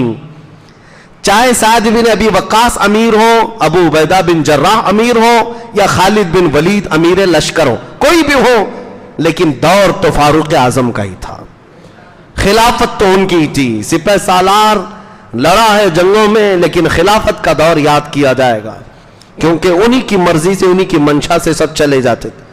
لیکن میں نے سب سے پہلے تقریر میں شروعات اس بات پر کی تھی کہ سیدنا عمر فاروق کی مزاج میں سختی بہت تھی.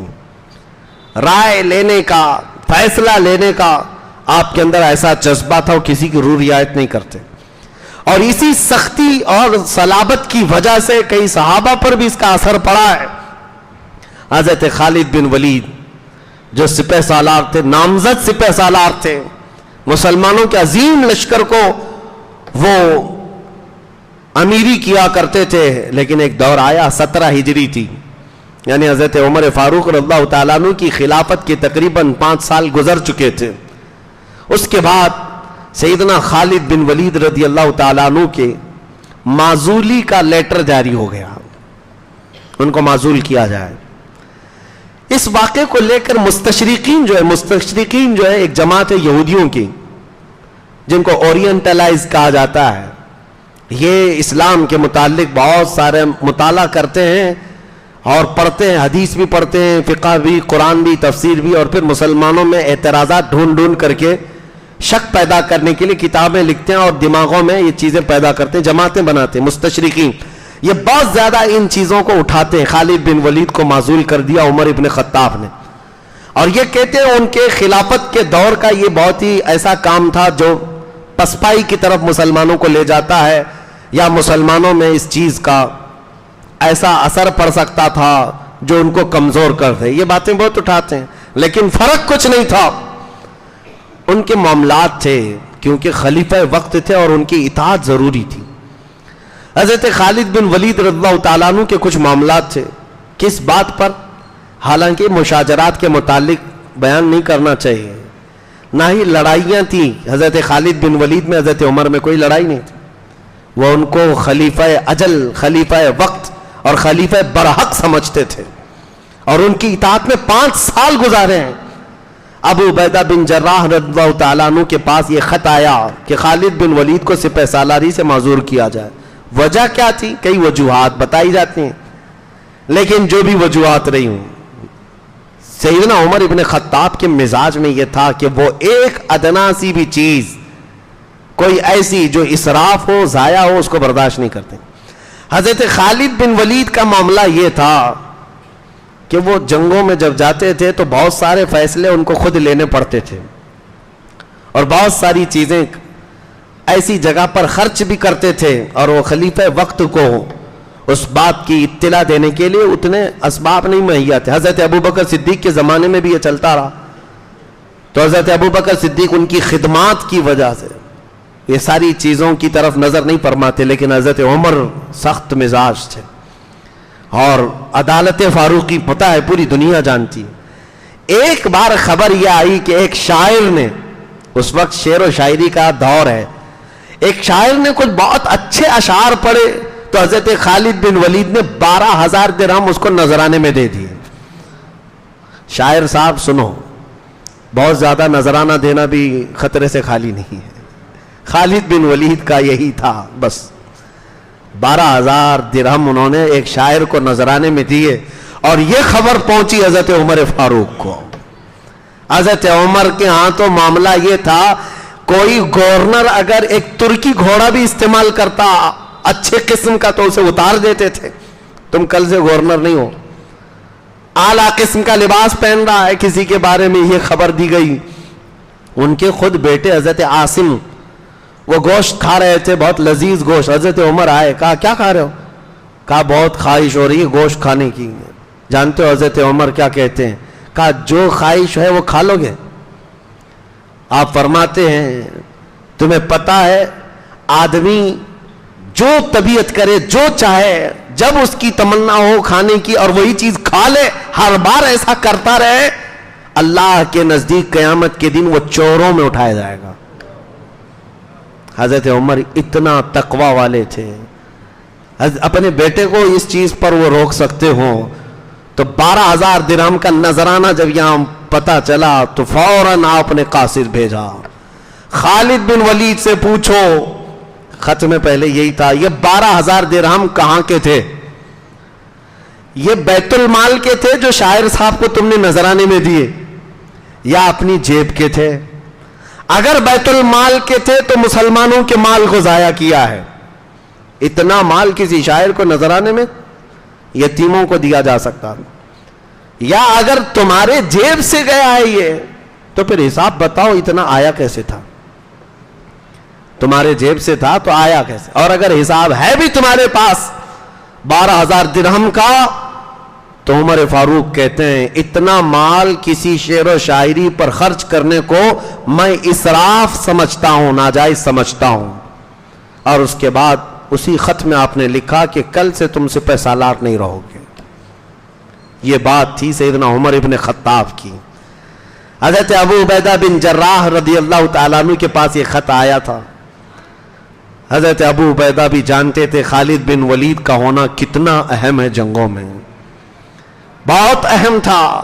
اور یہ عین اس وقت آیا تھا جب روم کی لڑائیاں چل رہی ہیں، روم فتح ہونے کے قریب ہے، اور پھر یزدگرد کا معاملہ ختم ہونے کو ہے. تو وہ امین الامت تھے ابو عبیدہ بن جراح، امین الامت. میرے آقا نے فرمایا ہر نبی کا امتی میں ایک امین ہوتا ہے، میری پوری امت کا امین ابو عبیدہ بن جراح ہے. ان کو امین الامت کہا گیا، وہ امانتوں والے بھی ہیں. تو انہوں نے عمر ابن خطاب رضی اللہ تعالیٰ عنہ کا یہ لیٹر چھپا لیا، خط رکھ لیا. ابھی خالد بن ولید کو دے دوں، معزول کر لوں، جنگیں چل رہی ہیں، بہت جگہ ان کو کام آنا ہے. تو کچھ فتوحات جو باقی تھی وہ سارے فتح ہو گئے. تو ابو عبیدہ بن جراح نے وہ خط لے جا کر کے پہلے دیا نہیں، بلکہ پہلے وہ سوالات کیے جو امیر المومنین نے بھیجے تھے. کہا کہ آپ کو یہ تمام چیزیں بدلنی پڑیں گی، آپ اپنی مرضی سے یہ جو خرچہ کیے. حضرت خالد بن ولید نے کہا میں تو صدیق اکبر کے زمانے سے بھی کرتا آیا. ابو عبیدہ بن جراح نے کہا یہ فاروق اعظم کا زمانہ ہے، یہ صدیق اکبر کا نہیں، یہ عمر ابن خطاب کا زمانہ ہے. پھر انہوں نے خط ان کے سامنے دیا کہ عمر ابن خطاب امیر المومنین کا یہ خط آیا ہے. حضرت خالد بن ولید نے خط کھول کر دیکھا، جیسے ہی پڑھا مسکرائے اور کھڑے ہوئے.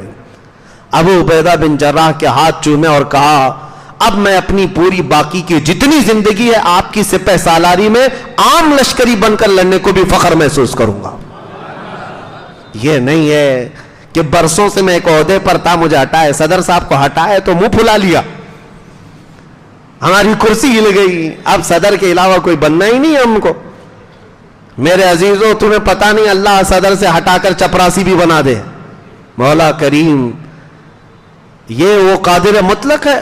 ہم نے خود دیکھا ہے مصر میں، ہم جس ہاسٹل میں رہتے تھے اس ہاسٹل کا جو انچارج ہوا کرتا تھا وہ بڑے اس کے ناز و نخرے ہوتے تھے، اور اس کی سائن کے بغیر ہم کو کھانا نہیں ملتا تھا، اس کی سائن کے بغیر روم نہیں ملتا تھا. اس کے پاس جانے کے لیے ٹائم ہوتے تھے 2-3 گھنٹے کے. تو ہم نے دیکھا کہ اس کو جو ہے منانے کے لیے ہم پتہ نہیں کیا کیا پاپڑ بیلتے رہتے تھے، اور کبھی سائن کر کے دیا کبھی نہیں دیا. 4-6 مہینے کے بعد دیکھا اس کو، ہم نے دیکھا کہ ہاسٹل کے دروازے پر دروازہ کھول رہا ہے، دروازہ بند کر رہا ہے. کہا وہاں سے ادھر سیدھے آ گئے. کہا کوئی بات نہیں، ہمارے لیے نارمل ہے. یہ بات میں مذاق کے لیے نہیں کہہ رہا ہوں. اس آدمی کو دروازے کے پاس دروازہ کھولنے بند کرنے کی ڈیوٹی دی گئی تو وہ یہ کہتا ہے کل تک جو مجھے وہاں خدمت دی گئی تھی وہ بھی اللہ کا شکر ہے، یہاں پر جو دی گئی یہ بھی اللہ کا شکر ہے. اسلام یہی چاہتا ہے، تم کرسیوں پر چپک کر کے نہیں، اللہ کریم جس منصب پر تمہیں بٹھائے شکر بجا لاؤ، شکر بجا لاؤ. خالد بن ولید کو پڑے ہوتے تو سمجھ میں آتا منصب عہدے یہ سب وقتی ہوتے ہیں، بہت وقتی ہوتے ہیں، بہت شارٹ لمیٹڈ پیریڈ کے لیے ہوتے ہیں. اور اگر کوئی یہ چاہتا ہے کہ میں ہی رہوں گا رستم، میں ہی رہوں گا پہلوان، میں ہی رہوں گا بادشاہ، ایسا نہیں ہوتا، ایسا نہیں ہوتا. بڑے بڑے اتار دیے جاتے ہیں. اور ابھی دیکھنا ہوائیں چلیں گی، ملک کے بھی حالات بدل سکتے ہیں. جس ترم خان کو یہ سمجھ میں آتا ہے آج کہ میرے علاوہ کوئی نہیں، جگہ جگہ ہورڈنگ بورڈ میرے ہی ہیں، پوسٹر میرے ہی ہیں، فوٹو میرے ہی ہیں، کل کو ہو سکتا ہے کسی نیوز پیپر کے کونے میں بھی نظر نہیں آؤ گے. اللہ کے فیصلے آئیں گے کبھی کونے میں بھی نہیں نظر آؤ گے. اللہ تبارک و تعالی قادر مطلق ہے, لیکن اس فیصلوں پر عمل کر لینے میں عزت خالد بن ولید کو پوری دنیا جانتی ہے, لیکن انہوں نے کوئی سرکشی نہیں کی, نہ کوئی بغاوت کی. ان کے فتح کیے ہوئے علاقے ایک دو نہیں, سینکڑوں, یعنی 100 سے زیادہ علاقے فتح کیے ہوئے ہیں. کتنی جگہ ان کا بنایا ہوا گورنر ہے. کیا کبھی یہ بغاوت کر جاتے؟ نہیں, میں عمر ابن خطاب کی بات نہیں مانتا. طاقت بھی ہے, قوت بھی ہے, فوج بھی ہے, فتح کیے ہوئے علاقے بھی ہیں. نہیں, صحبت رسول پائے ہوئے تھے.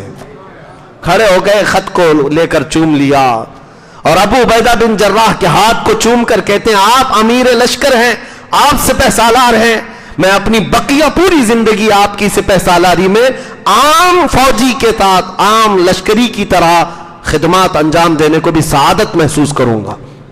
یہ خالد بن ولید رضی اللہ تعالیٰ عنہ اس وقت جو کیا. اب میں آپ کو یہ جو بتایا ہوں, ایک بات میں بتا دوں میرے عزیزوں, اسی لیے ہم کہتے ہیں صحابہ کے ان معاملات کو سننا ہو تو کسی سنی صحیح العقیدہ سے سنو. کسی چنی سے سنو گے تو پھر وہ ایسے اختلافات بتائے گا کہ تمہارے دل میں لگنے لگے عمر فاروق نے ایسا کیا, خالد بن ولید نے ایسا کیا, علی بن ابی طالب نے ایسا کیا, امیر معاویہ نے ایسا کیا. نہیں, اعتدال اور توازن برقرار رکھنا سارے صحابہ کے درمیان یہ امت پر فرض ہے, اس لیے کہ ہمیں پتا ہے سب کو جو شرف ملا ہے وہ صحبت رسول کا ملا ہے. میرے آقا نے فرمایا میرے کسی بھی صحابی کو گالی نہ دو, کسی بھی صحابی کو برا بھلا نہ کہو. صحابہ میں کسی کے ساتھ بھی ہم برا بھلا کریں گے تو رسول اللہ کو تکلیف ہوگی. ہم یہ مد نظر رکھتے ہیں, اللہ کے رسول کی شرف صحبت انہیں ملی ہوئی ہے, اس لیے ہم سب کو عزت کے ساتھ یاد کرتے ہیں. ان کی خدمات سب کی اپنی جگہ پر ہیں. عمر ابن خطاب رضی اللہ تعالیٰ عنہ کے دور خلافت میں خالد بن ولید رضی اللہ تعالیٰ عنہ کا معزول ہونا یہ اتنا بڑا واقعہ, اس کو مستشرقین یہودی بنا کر پیش کرتے ہیں اور مسلمانوں میں شک پیدا کرنے کی کوشش کرتے ہیں. ایسا نہیں ہے. حضرت عمر سے پوچھا گیا, ان کی خدمات بہت ہیں. ایک جنگ موتا میں انہوں نے 9 تلواریں اپنے ہاتھ سے توڑ ڈالی تھیں. جنگ قادسیہ, جنگ یرموک, پتہ نہیں کتنی جنگیں ہیں تاریخ میں ہیں. حضرت عمر سے پوچھا گیا خالد بن ولید کو اچانک معزول کیوں کیا؟ کہا یہ ایک تو وہ معاملہ تھا, سختی کرتے تھے حضرت عمر فاروق معاملات پر کہ کوئی بھی اسراف نہیں ہونا چاہیے مال میں, لیکن اس کے علاوہ دوسری وجہ حضرت عمر فاروق نے یہ بتائی جو خالد بن ولید کی خدمات بہت ہیں. یہ کون کہہ رہے ہیں؟ امیر المومنین عمر ابن خطاب کہہ رہے ہیں خالد بن ولید کی خدمات بہت ہیں, وہ اللہ کی تلواروں میں سے تلوار ہے, رسول اللہ نے فرمایا. لیکن میں یہ چاہتا ہوں کہ پورے مومنین میں, مسلمانوں میں یا دنیا کو یہ لگنے نہ لگے کہ ہر جنگ صرف خالد کی وجہ سے فتح ہوتی ہے. یہ تصور کسی کے دماغ میں نہ بیٹھ جائے. کہا کہ پھر آپ کیا چاہتے ہیں؟ میں یہ تصور دینا چاہتا ہوں مسلمانوں کو فتح ملتی ہے تو اللہ کی مدد سے ملتی ہے. اللہ رب العزت پر توکل لوگوں کا برقرار رہے, کسی شخص پر ڈیپینڈ ہونا نہیں. میرے عزیزو, یہاں تو حضرت عمر فاروق یہ سوچتے تھے کہ خالد بن ولید پر ڈیپینڈ ہو کر نہ رہے, فتوحات اللہ کی طرف سے ہوتی ہیں. یہاں پتہ نہیں ایسے ایسے ڈھکوسلے پیر آئے ہوئے ہیں, کہتے ہیں بس ہمارے پیچھے رہو جنت تک لے جائیں گے, اور اس کے علاوہ تو کچھ ہوگا ہی نہیں تمہارا. یہ ہمارا حلقہ چھوڑو گے تو کہیں کے نہیں رہو گے. یہ باندھ کر کے رکھو, اس حلقے میں ایسے باندھ کر کے رکھو کہ یہاں سے نکل نہیں سکتے. خود کا پتہ نہیں مرنے کے بعد کتنے مارے جائیں گے, کتنے پیٹے جائیں گے فرشتوں سے, لیکن دوسروں کے دلوں میں یہ باتیں ڈال کر کے رکھنا. اسی لیے یاد رکھو کسی ایک پر ڈیپینڈ ہو کر کے رہنا یہ نہیں ہے ہمارے ہاں. دین اسلام اللہ پر توکل سکھاتا ہے. شریعت میرے مصطفیٰ کی ہوگی اور قیامت تک مومنین کو مدد ہوگی تو اللہ کی طرف سے ہوگی.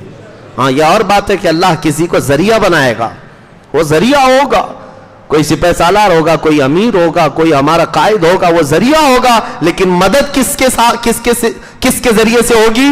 صرف اللہ ہی سے ہوگی. اب سنیے سیدنا عمر ابن خطاب کی دور خلافت کی یہ سرحدیں بڑھتی گئیں, کہاں تک پہنچیں؟ یہ علاقے فتوحات کے ایران فتح ہو چکا ہے، ملک شام فتح ہو چکا ہے، روم فتح ہو چکا ہے۔ قرآن کی وہ آیت جو میں نے بتایا تھا، صحابہ جب تلاوت کرتے تھے تو مکہ والے ٹھٹا مار کر کے ہنستے تھے کہ یہ روم فتح کرنے کی باتیں کر رہے ہیں، یہ بادیہ نشین پیروں میں چپل نہیں پیوند لگے کپڑے پہنتے ہیں اور روم فتح کرنے کی بات کر رہے ہیں۔ جس دن روم فتح ہو گیا صحابہ نے کہا اللہ نے سچ فرمایا، الف لام میم غلبت الروم، اللہ نے قرآن میں فرمایا الف لام میم، روم مغلوب ہو جائے گے، رومی مغلوب ہو جائیں گے، ان کو شکست ہو جائے گی۔ اور ہوئی شکست، مسلمانوں نے شکست دی۔ عزیزان گرامی، دو بڑی سلطنتیں قیصر و کسریٰ، قیصر و کسریٰ دنیا میں سنتے رہے ہوں گے۔ قیصر روم کے بادشاہ کو کہتے ہیں اور کسریٰ ایران کے بادشاہ کو، دونوں کو ختم کر دیا گیا۔ اس کے بعد سے آج تک نہ قیصر آیا نہ کسریٰ آیا، کبھی آیا ہی نہیں۔ اب کوئی نہ قیصر آیا نہ کوئی کسریٰ آیا، ہو سکتا ہے کسی محلے میں کسی بچے کا نام آیا ہوگا قیصر نام، لیکن جو بادشاہ قیصر تھا وہ نہیں آیا، بادشاہ تھا وہ نہیں آیا۔ اور ایران کی سلطنت کے ختم ہونے کے جو معاملات تھے، اس میں جو خسرو پرویز جس نے رسول اللہ کا خط پھاڑا تھا، اس کو اس کے بیٹے نے قتل کیا تھا۔ اس کا بیٹا شیروے تھا اور بیٹا بیٹا سلطنت پر، بیٹے کو باقی دوسرے جو بھائی تھے انہوں نے قتل کر دیا۔ دوسرے بھائی تھے تقریباً 8، یعنی خسرو پرویز کے 8 بیٹے تھے، انہوں نے سب شیروے کو مار ڈالا۔ اور مارنے کے بعد 8 میں سے 7 نے مارا ہوگا، 7 میں سے کوئی تو بنتا بادشاہ، اور جو بادشاہ بنا باقی میں اختلاف۔ رسول اللہ نے کیا فرمایا تھا؟ جس نے میرا خط پھاڑا ہے اللہ اس کی سلطنت کو ٹکڑے ٹکڑے کر دے گا۔ بھائیوں میں ٹکڑے ٹکڑے ہو گئے، سب الگ الگ لے کر کے ٹکڑیاں چلے گئے۔ پھر اس کے بعد جو وہاں بادشاہ بنا اس کا بیٹا پیدا ہوا، اور اس کے بعد وہ سلطنت ایران جو کسریٰ بادشاہ کی تھی ہمیشہ کے لیے ختم ہو گئی۔ آج تک ایران میں دوبارہ کسریٰ نہیں آیا، پرچم اسلام لہرا رہا ہے۔ اب وہ تاریخ کی بات میں آپ کو بتا دوں، سیدنا عمر فاروق رضی اللہ تعالیٰ عنہ کا یہ رقبہ جو پھیلا، 36 لاکھ اسکوائر کلومیٹر تک اسلام کی سرحدیں پھیلی تھیں، 36 لاکھ اسکوائر کلومیٹر تک۔ یہ عمر ابن خطاب کا دور ہے، اور دور فاروقی کب تک چلا؟ تقریباً 10 سال یہ عرصہ گزرا، حضرت ابوبکر صدیق کی وفات سے لے کر جس دن سے آپ خلیفہ بنے 10 سال مکمل ہوئے حضرت عمر فاروق کے، فتوحات بے شمار ہوئی۔ اور یہ بیان کرنا میں سمجھتا ہوں ناانصافی ہوگی۔ دور فاروقی میں ایران بھی فتح ہوا، عراق بھی فتح ہوا، شام بھی فتح ہوا، موصل بھی، مصر بھی فتح ہوا، لیکن یہ بیان کرنا میں سمجھتا ہوں انکمپلیٹ ہوگا اگر نہ بیان کروں کہ سیدنا عمر ابن خطاب کے دور میں ایک بڑی فتح ہوئی تھی، وہ فتح بیت المقدس تھی۔ مسلمانوں کا قبلہ اول جو فلسطین میں عیسائیوں کے ہاتھ میں تھا، یہاں حضرت ابو عبیدہ بن جراح کو ہی بھیجا گیا۔ حضرت ابو عبیدہ بن جراح عمرو بن عاص جو مصر گئے تھے، عمرو بن عاص نے مصر فتح کر لیا تھا، آج ان کی قبر مصر میں ہی موجود ہے۔ اور ایک گورنر تھے عقبہ بن نافع، کیسے جوشیلے تھے حضرت عمر فاروق کے ایک سپاہی ایسے تھے عقبہ بن نافع۔ مصر پورا فتح ہو گیا، پڑوس میں کیا تھا؟ سب علاقے فتح کرتے گئے، اپنا گھوڑا رات کے وقت دوڑاتے تھے۔ کیا جوش تھا مسلمانوں کا، ان کی کوئی سرحد نہیں تھی، وہ کہیں جس کو کہتے ہیں نا ڈیڈ اینڈ آ گیا، ختم یہاں پر۔ اب اس کے بعد ہمارا ڈیڈ اینڈ تو ہمارے گھر کی چوکٹ ہی ہے، اس کے بعد تو جانا ہی نہیں چاہتے، زیادہ بڑھ گئے تو محلہ ہے۔ وہ صحابہ تھے، ان کا ڈیڈ اینڈ کہیں آتا ہی نہیں تھا، سرحد ہی نہیں تھی۔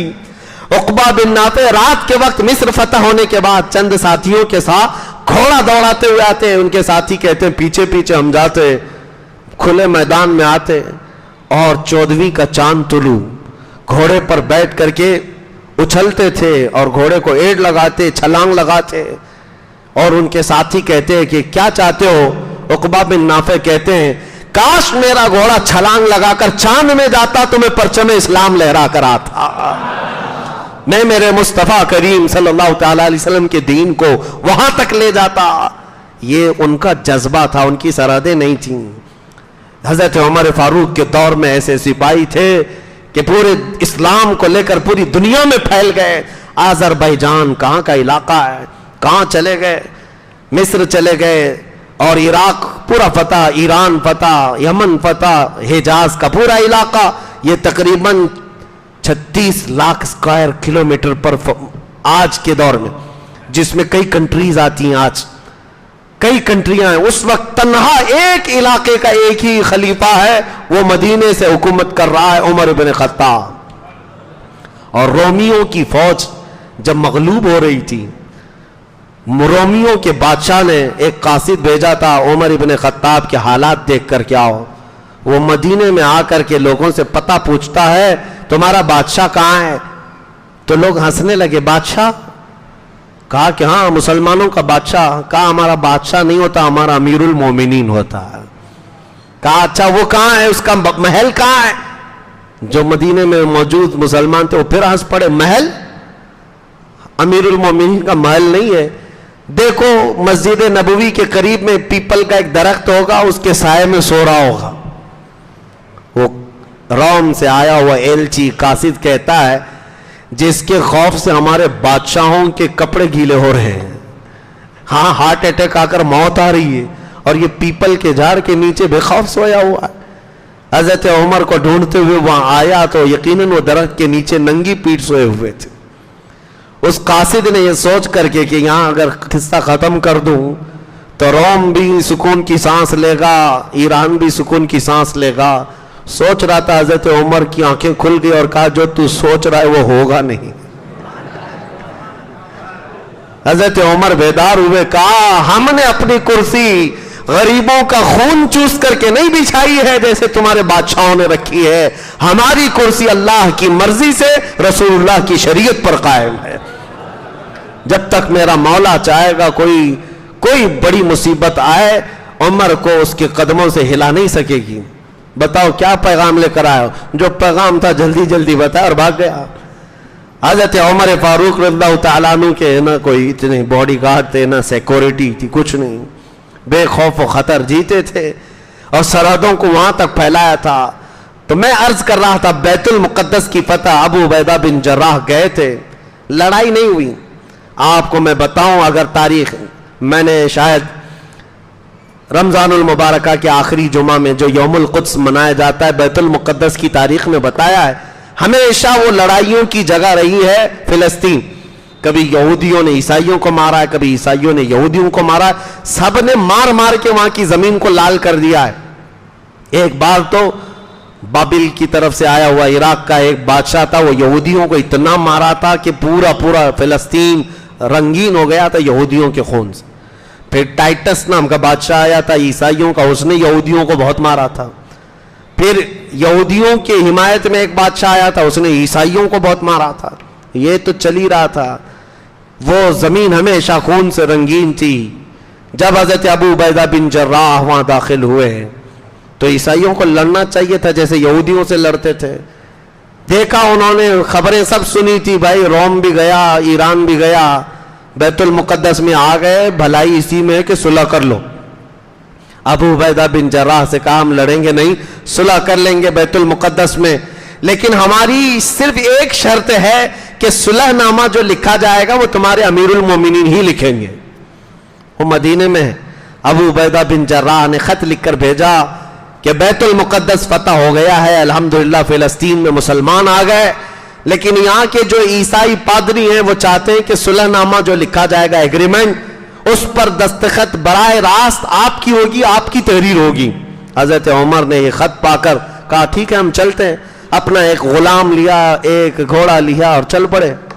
کہا مدینے سے بیت المقدس کے لیے، لیکن عدالت فاروقی بھی دیکھو، غلام سے کہا دیکھو ایک ہی گھوڑا ہے میرے پاس اور چلنے والے دو ہیں، ہم دو بیٹھیں گے تو گھوڑے کے اوپر زیادتی ہوگی، ایسا ہے 1 میل میں بیٹھوں گا تم چلو گے، 1 میل تم بیٹھو گے میں چلوں گا۔ یہ امیر المومنین کا عدل۔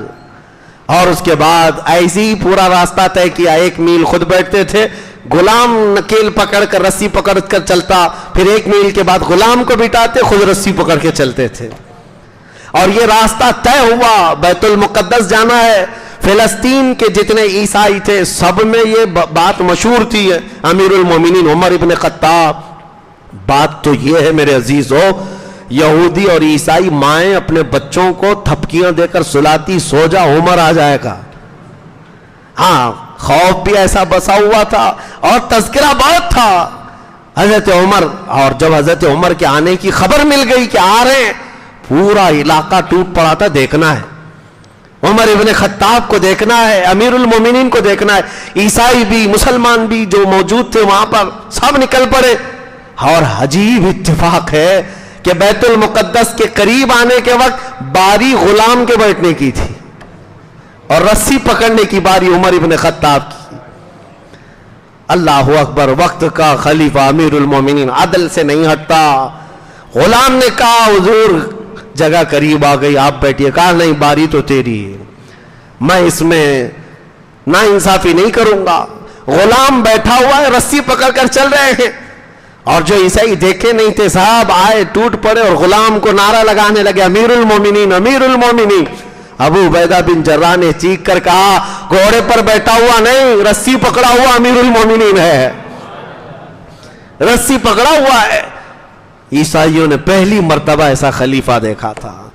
رسی پکڑ کر کے آ رہے تھے. آپ سے پوچھا گیا یہ کیا ماجرا ہے؟ آپ نے بتایا مدینے سے چلتے ہی ہمارا دونوں کا یہ ایگریمنٹ ہو گیا تھا، 1 میل تم بیٹھو گے، 1 میل میں بیٹھوں گا. اتفاق ہے کہ آخری میل بیٹھنے کا اس کا آیا اور میرا چلنے کا آیا، اور میں انصاف کے خلاف نہیں جاتا. عیسائی بس اتنے اخلاق پر متاثر تھے کہ بیت المقدس میں لے گئے. بیت المقدس قبلہ اول مسلمانوں کا برسوں سے رہا ہے، وہ مرکز نبیوں کا بھی. 30,000 کے قریب نبی وہاں پر دفن ہیں. اور یہ وہ جگہ ہے جہاں سے میرے مصطفیٰ کریم صلی اللہ علیہ وسلم نے جس مسجد میں 1,24,000 کم و بیش نبیوں کی امامت فرمائی، اور یہی وہ مسجد اقصی بیت المقدس ہے جہاں سے رسول اللہ نے آسمانوں کا معراج کے وقت سفر فرمایا. اور اس وقت تک مسجد اقصی بیت المقدس مسلمانوں کے پاس نہیں تھی. مسجد اقصی بیت المقدس کا پھاٹک سب سے پہلے کسی نے کھولا ہے، امیر المومنین عمر ابن خطاب رضی اللہ تعالی. شجاعت فاروقی اور بہادری پر لاکھوں سلام ہو عمر فاروق پر. بیت المقدس آج بھی چیخ کر پکارتا ہوگا عمر کہاں ہے، عمر کہاں ہے. سیدنا عمر ابن خطاب گئے، پہلا خطبہ دیا تھا بیت المقدس میں، اور اس کے بعد ظہر کی اذان دی گئی تھی اور جماعت سے حضرت عمر فاروق نے پہلی نماز پڑھائی. اس کے بعد بیت المقدس مسلمانوں کے ہاتھ میں رہا. بیچ میں کچھ سال ایسے آئے تھے جب عیسائیوں نے دوبارہ اس کو قبضہ کر لیا تھا، پھر صلاح الدین ایوبی نے دوبارہ اس کو حاصل کیا. اس وقت سے لے کر آج تک ہے. لیکن اب نمازیں تو ہماری ہوتی ہیں، خطبے بھی ہمارے ہوتے ہیں، لیکن اسرائیلی یہودیوں کا پورا قبضہ اس پر ہے. سیکورٹی ان کی ہے، ویزا ان کا ہے، انتظامات ان کے ہیں. اللہ کریم پھر سے ہمیں عمر اور صلاح الدین کا جانشین عطا فرمائے جو بیت المقدس کے دروازے تمام مومنین کے لیے آزاد ہو جائے. اتنی بات نہیں، ختم نہیں. عیسائی اس قدر گرویدہ ہو گئے حضرت عمر کے. آپ نے اعلان کیا کہ اب تک جو شخص یہاں آتا رہا ہے، یہودی آتا تو جتنے عیسائی ہوتے قتل کر دیتا، عیسائی بادشاہ کوئی فتح کر لیتا تو جتنے یہودی آباد ہوتے سب کو قتل کرتا. لیکن محمد عربی کا غلام آیا ہے، محمد عربی کا غلام آیا ہے. آج حضرت عمر فاروق نے یہ بھی کہا، لوگ آج مجھ کو امیر المومنین کہتے ہیں، میری حیثیت صرف اتنی ہے میں خطاب کا بیٹا ہوں. بچپن میں مجھ سے 2 بکریاں نہیں سنبھالی جاتی تھی، میرے باپ مجھے مارتے تھے. عمر تجھے بکریاں نہیں سنبھالنی آتی، لائن میں نہیں لگا پاتا. لیکن اے لوگوں، آج وہی عمر مدینے میں بیٹھ کر مصر، عراق، ایران، شام، یمن اور حجاز کے پورے خطے آذربائیجان تک اپنی حکومت چلا رہا ہے. اس لیے نہیں کہ خطاب کا بیٹا عمر ہے، اس لیے کہ رسول اللہ کا غلام عمر ہے. یہی صحابہ کا نعرہ تھا، جب تک بکے نہ تھے تو کوئی پوچھتا نہ تھا، یا رسول اللہ تم نے خرید کر ہمیں انمول کر دیا. سیدنا عمر فاروق کا خطبہ کمپلیٹ ہونے کے بعد آپ نے اعلان یہ کیا، جتنے عیسائی جتنے یہودی رہنا چاہیں امن کے ساتھ رہ سکتے ہیں فلسطین میں، کسی کے ساتھ زور زبردستی نہیں. جو اسلام میں آنا چاہے خوش آمدید، استقبال ہے. سب کا استقبال ہوا. اس کے بعد عیسائیوں نے، آج بھی وہ چرچ موجود ہے بیت المقدس کے قریب جو ان کی سب سے پرانی چرچ، امیر المومنین کو بلایا, کہا آپ آئیے ہماری چرچ میں بھی. چرچ میں آئے, اندر جانے کے بعد دروازہ کھول کر کہا آپ اپنا مصلی بچھائیں اور اپنی نماز ہماری گرجا گھر میں ادا کریں. حضرت عمر نے مصلی اٹھا لیا اور کہا یہاں اندر نہیں, باہر دروازے پر جا کر آپ نے 2 رکعت نماز ادا کی. عیسائیوں کے دلوں میں یہ بات لگنے لگی, کیا ہماری عبادت گاہ میں آپ کی عبادت نہیں ہوتی؟ حضرت عمر نے کہا ہمارے لیے مسئلہ نہیں ہے پرٹیکولر ایک ہی جگہ نماز پڑھنا, پوری روئے زمین اللہ نے ہمارے لیے مسجد بنائی ہے, جہاں زمین پاک ہوگی ہم نماز پڑھیں گے. لیکن مسئلہ یہ ہے, اگر میں ابھی نماز پڑھ لیتا تو کل کو آنے والی بعد میں قومیں عمر ابن خطاب کا مصلی کہہ کر تمہاری گرجا گھر کو ہی توڑ دیتے ہیں.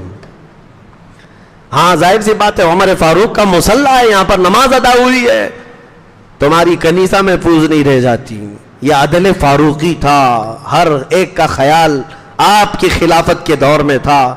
سیدنا عمر فاروق رضی اللہ تعالیٰ عنہ اس بیت المقدس کی فتح کے بعد مدینہ دوبارہ واپس لوٹے تو مسئلہ یہ آیا کہ کوفہ میں مغیرہ بن شعبہ کے رضی اللہ تعالیٰ ایک صحابی گورنر تھے, ان کا ایک غلام تھا ابو لولو, فیروز نام تھا اس کا, مجوسی تھا, آگ کا پجاری. فیروز نام ہمارے بزرگوں نے کہا ہے اچھا نہیں, مناسب نہیں مسلمانوں میں. یہ مجوسی تھا, آگ کا پجاری تھا, یہ پارسی لوگ نام رکھا کرتے ہیں, آج بھی رکھا کرتے ہیں فیروز. مسلمانوں میں بھی آ گیا اس طرح کا نام. پرویز بھی رکھتے ہیں, پرویز چونکہ وہ خسرو پرویز جس نے رسول اللہ کا خط پھاڑ دیا تھا, فارسی نام ہے. ہمارے بزرگان دین ان ناموں سے بچنے کی تلقین کرتے ہیں. بہرحال تو یہاں سے سیدنا مغیرہ بن شعبہ کا ایک غلام تھا ابو لولو.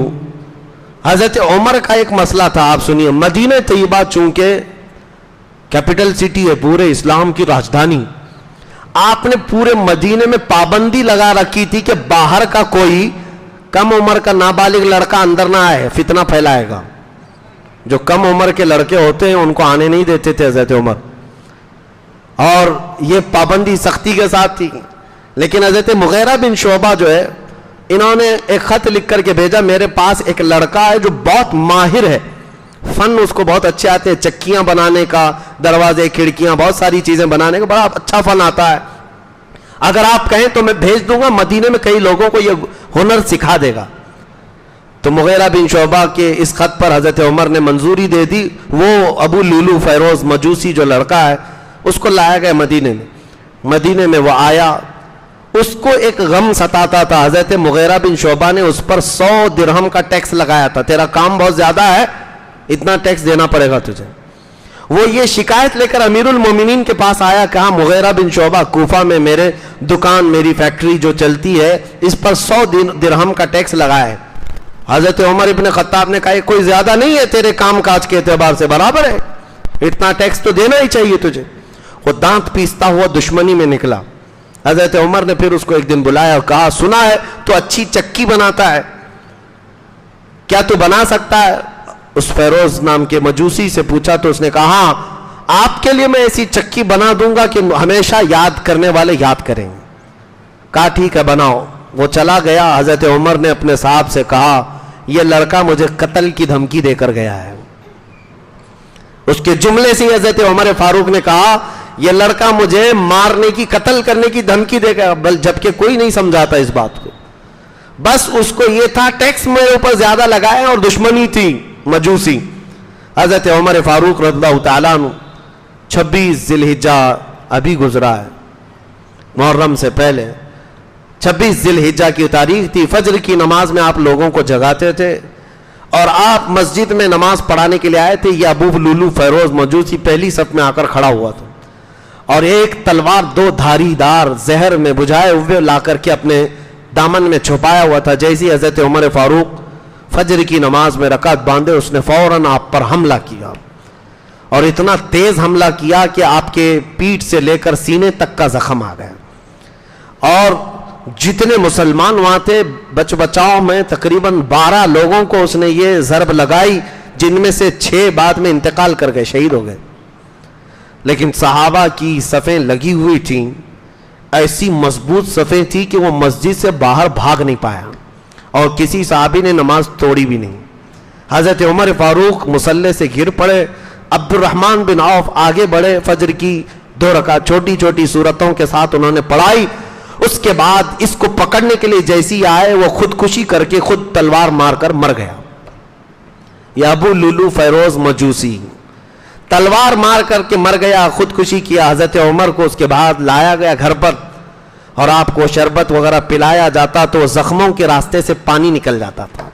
3 دن تک آپ باحیات تھے. حضرت عمر ابن خطاب رضی اللہ تعالیٰ عنہ, آپ کے پاس لوگوں نے آ کر کے آپ کی بڑی تعریفیں کی, آپ اپنی تعریف سنتے ہی نہیں تھے. حضرت عباس آئے اور کہا آپ کا زمانہ ایسا تھا ویسا تھا. پھر آپ نے کہا نہیں میری بات نہ کہو. حضرت عمر فاروق رضی اللہ تعالیٰ عنہ اپنی تعریف نہیں. اس کے بعد پھر کہا کوئی خلیفہ کوئی جانشین, آپ کا بیٹا, آپ اپنے بیٹے کو خلیفہ بنائیں. حضرت عمر نے تاریخی جملہ کہا میرے بیٹے کو بناؤں جس کو اپنی بیوی کو طلاق دینے کا طریقہ معلوم نہیں. ان کے بیٹے نے ایک ساتھ 3 طلاق دے دی تھی اپنی بیوی کو. حضرت عمر نے کہا حرام ہے, 3 طلاق دینے کا طریقہ الگ ہے, مہینہ مہینہ چھوڑ کر.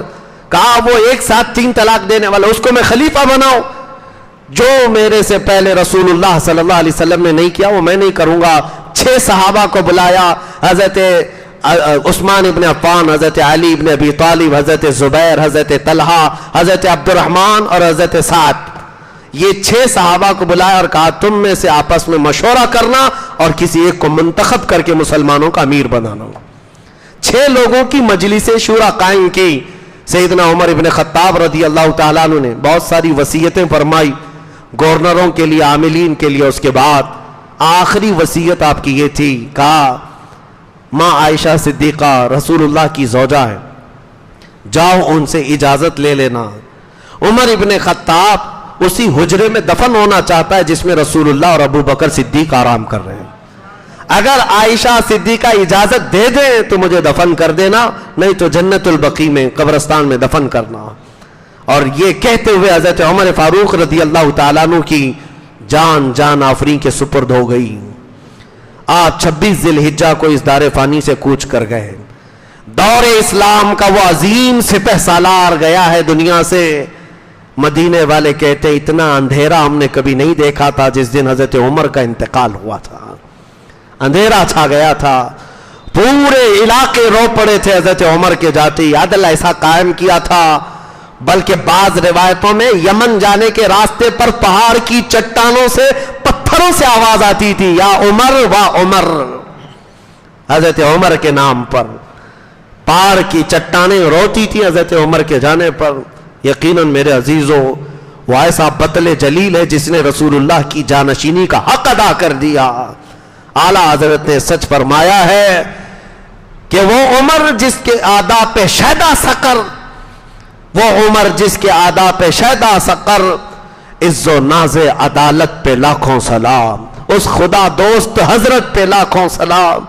سیدنا عمر فاروق رضی اللہ تعالیٰ عنہ کے دور خلافت کے ختم ہونے کے بعد پھر تیسرا دور عثمان ابن عفان رضی اللہ تعالیٰ عنہ کا آتا ہے. انشاءاللہ العزیز اگلی محفلوں تک زندہ رہا تو عرض کروں گا, لیکن سیدنا عمر فاروق رضی اللہ تعالیٰ عنہ کی اس وصیت پر آپ کے انتقال کے بعد لوگ آئے حضرت عائشہ سے پوچھتے ہیں کہ اجازت انہوں نے پوچھی تھی. حضرت عائشہ نے کہا ایک ہی جگہ باقی تھی رسول اللہ صلی اللہ علیہ وسلم حضرت ابو بکر کے پہلو میں, وہ جگہ میں نے اپنے لیے رکھی تھی. حضرت عائشہ کہتی ہیں وہ جگہ میں نے اپنے لیے رکھی تھی, لیکن عمر نے اگر یہ کہا ہے اپنی زندگی میں اپنے آپ پر عمر ابن خطاب کو ترجیح دیتی ہوں, وہ جگہ ان کے لیے زیب دیتی ہے. حضرت عائشہ نے کہہ کر چابی دے دی اور حضرت عمر کو پھر لایا گیا جنازہ پاک. رسول اللہ کا وہ حجرہ کھولا گیا اور اسی حجرے میں حضرت عمر فاروق کو دفن کیا گیا. اللہ کی پناہ میرے عزیزوں, اس عمر ابن خطاب جس کی نیکیاں آسمان کے تاروں کے برابر, جس کے بارے میں رسول اللہ نے فرمایا میرے بعد نبی ہوتا تو عمر ہوتے, حضرت عمر رسول اللہ کے پہلو میں دفن ہیں. ایک بات کہہ کر کے چلا جاتا ہوں, ختم کرتا ہوں. 12 سال گزر گئے تھے آپ کے انتقال کو. حضرت عباس رضی اللہ تعالیٰ عنہ خواب میں دیکھتے ہیں حضرت عمر کو, نیت کر کے سوئے تھے, اے اللہ ایک بار مجھے عمر کو دکھا دے, خواب میں عمر کو دکھا دے. خواب میں عمر ابن خطاب کو دیکھا, وہ پسینہ پوچھتے ہوئے کھڑے تھے. کون؟ حضرت عمر اپنے کپڑے جھاڑ رہے تھے, پسینہ پوچھتے ہوئے آئے تھے. حضرت عباس کو دیکھا, حضرت عباس نے پوچھا یا امیر المومنین عمر ابن خطاب, کیسی رہی آپ کی برزخی زندگی؟ وفات کے بعد حضرت عمر نے پوچھا کتنے سال ہوئے مجھے جا کر کے؟ عباس رضی اللہ تعالیٰ عنہ نے کہا تقریباً 12 سال گزر گئے ہیں. حضرت عمر کہتے ہیں یہ 12 سال مجھے لگ گئے حساب دیتے دیتے, ابھی تو آیا ہوں حساب دے کر, حساب دے کر ابھی آیا ہوں. پسینے پوچھ رہے تھے. اپنے حساب کی فکر کرو. اس عمر ابن خطاب کا یہ قول روح کو کپ کپی لانا چاہیے, جھنجھوڑ دینا چاہیے. کہتے ہیں 12 سال لگ گئے, میں ابھی حساب دے کر آ رہا ہوں. اور پھر فرماتے ہیں عمر کو اس کی نیکیاں نہیں, اگر اللہ رحیم نہ ہوتا تو عمر نہیں بچتا. حضرت عمر کہتے ہیں اللہ کا رحم اس کا فضل ہے جس نے مجھے بچایا ہے. رسول اللہ کے پڑوس میں سونے والے صحابی کا فرمان. تاریخ الخلفاء میں امام جلال الدین سیوطی نے یہ ساری روایتیں بیان کی. عزیزان گرامی وقار, جاتے جاتے میں اتنی نصیحت کر جانا چاہوں گا, صرف اپنی ٹوپی داڑھی اور چند عمل پر فخر کرتے ہوئے یہ مت بیٹھ جانا کہ میرا تو ہو جائے گا. نہیں, میرے آقا صلی اللہ علیہ وسلم کی امت میں ہو. عظیم صحابہ ڈرتے تھے موت کے وقت, تمہیں بھی خوف رکھنا چاہیے, لیکن ساتھ میں اللہ کریم کی بارگاہ میں یہ امید بھی رکھو وہ مولا رحیم ہے, کریم ہے. بخشش ہوگی تو میرے اعمال کی بنیاد پر نہیں, بخشش ہوگی تو اس کے فضل پر ہوگی, اس کی رحمت پر ہوگی اور میرے آقا کی نسبت پر ہوگی. اللہ کریم ہم سب کو دور فاروقی کی جھلکیاں عطا فرمائے. عمر ابن خطاب کے قدموں کا مولا ہم سب کو صدقہ عطا فرمائے. اے رب کریم ہمارے گھروں میں پیدا ہونے والے بچوں میں عمر ابن خطاب کی خصلتیں عطا فرما, ان کی برکت سے شیطان کی نحوستوں سے محفوظ فرما.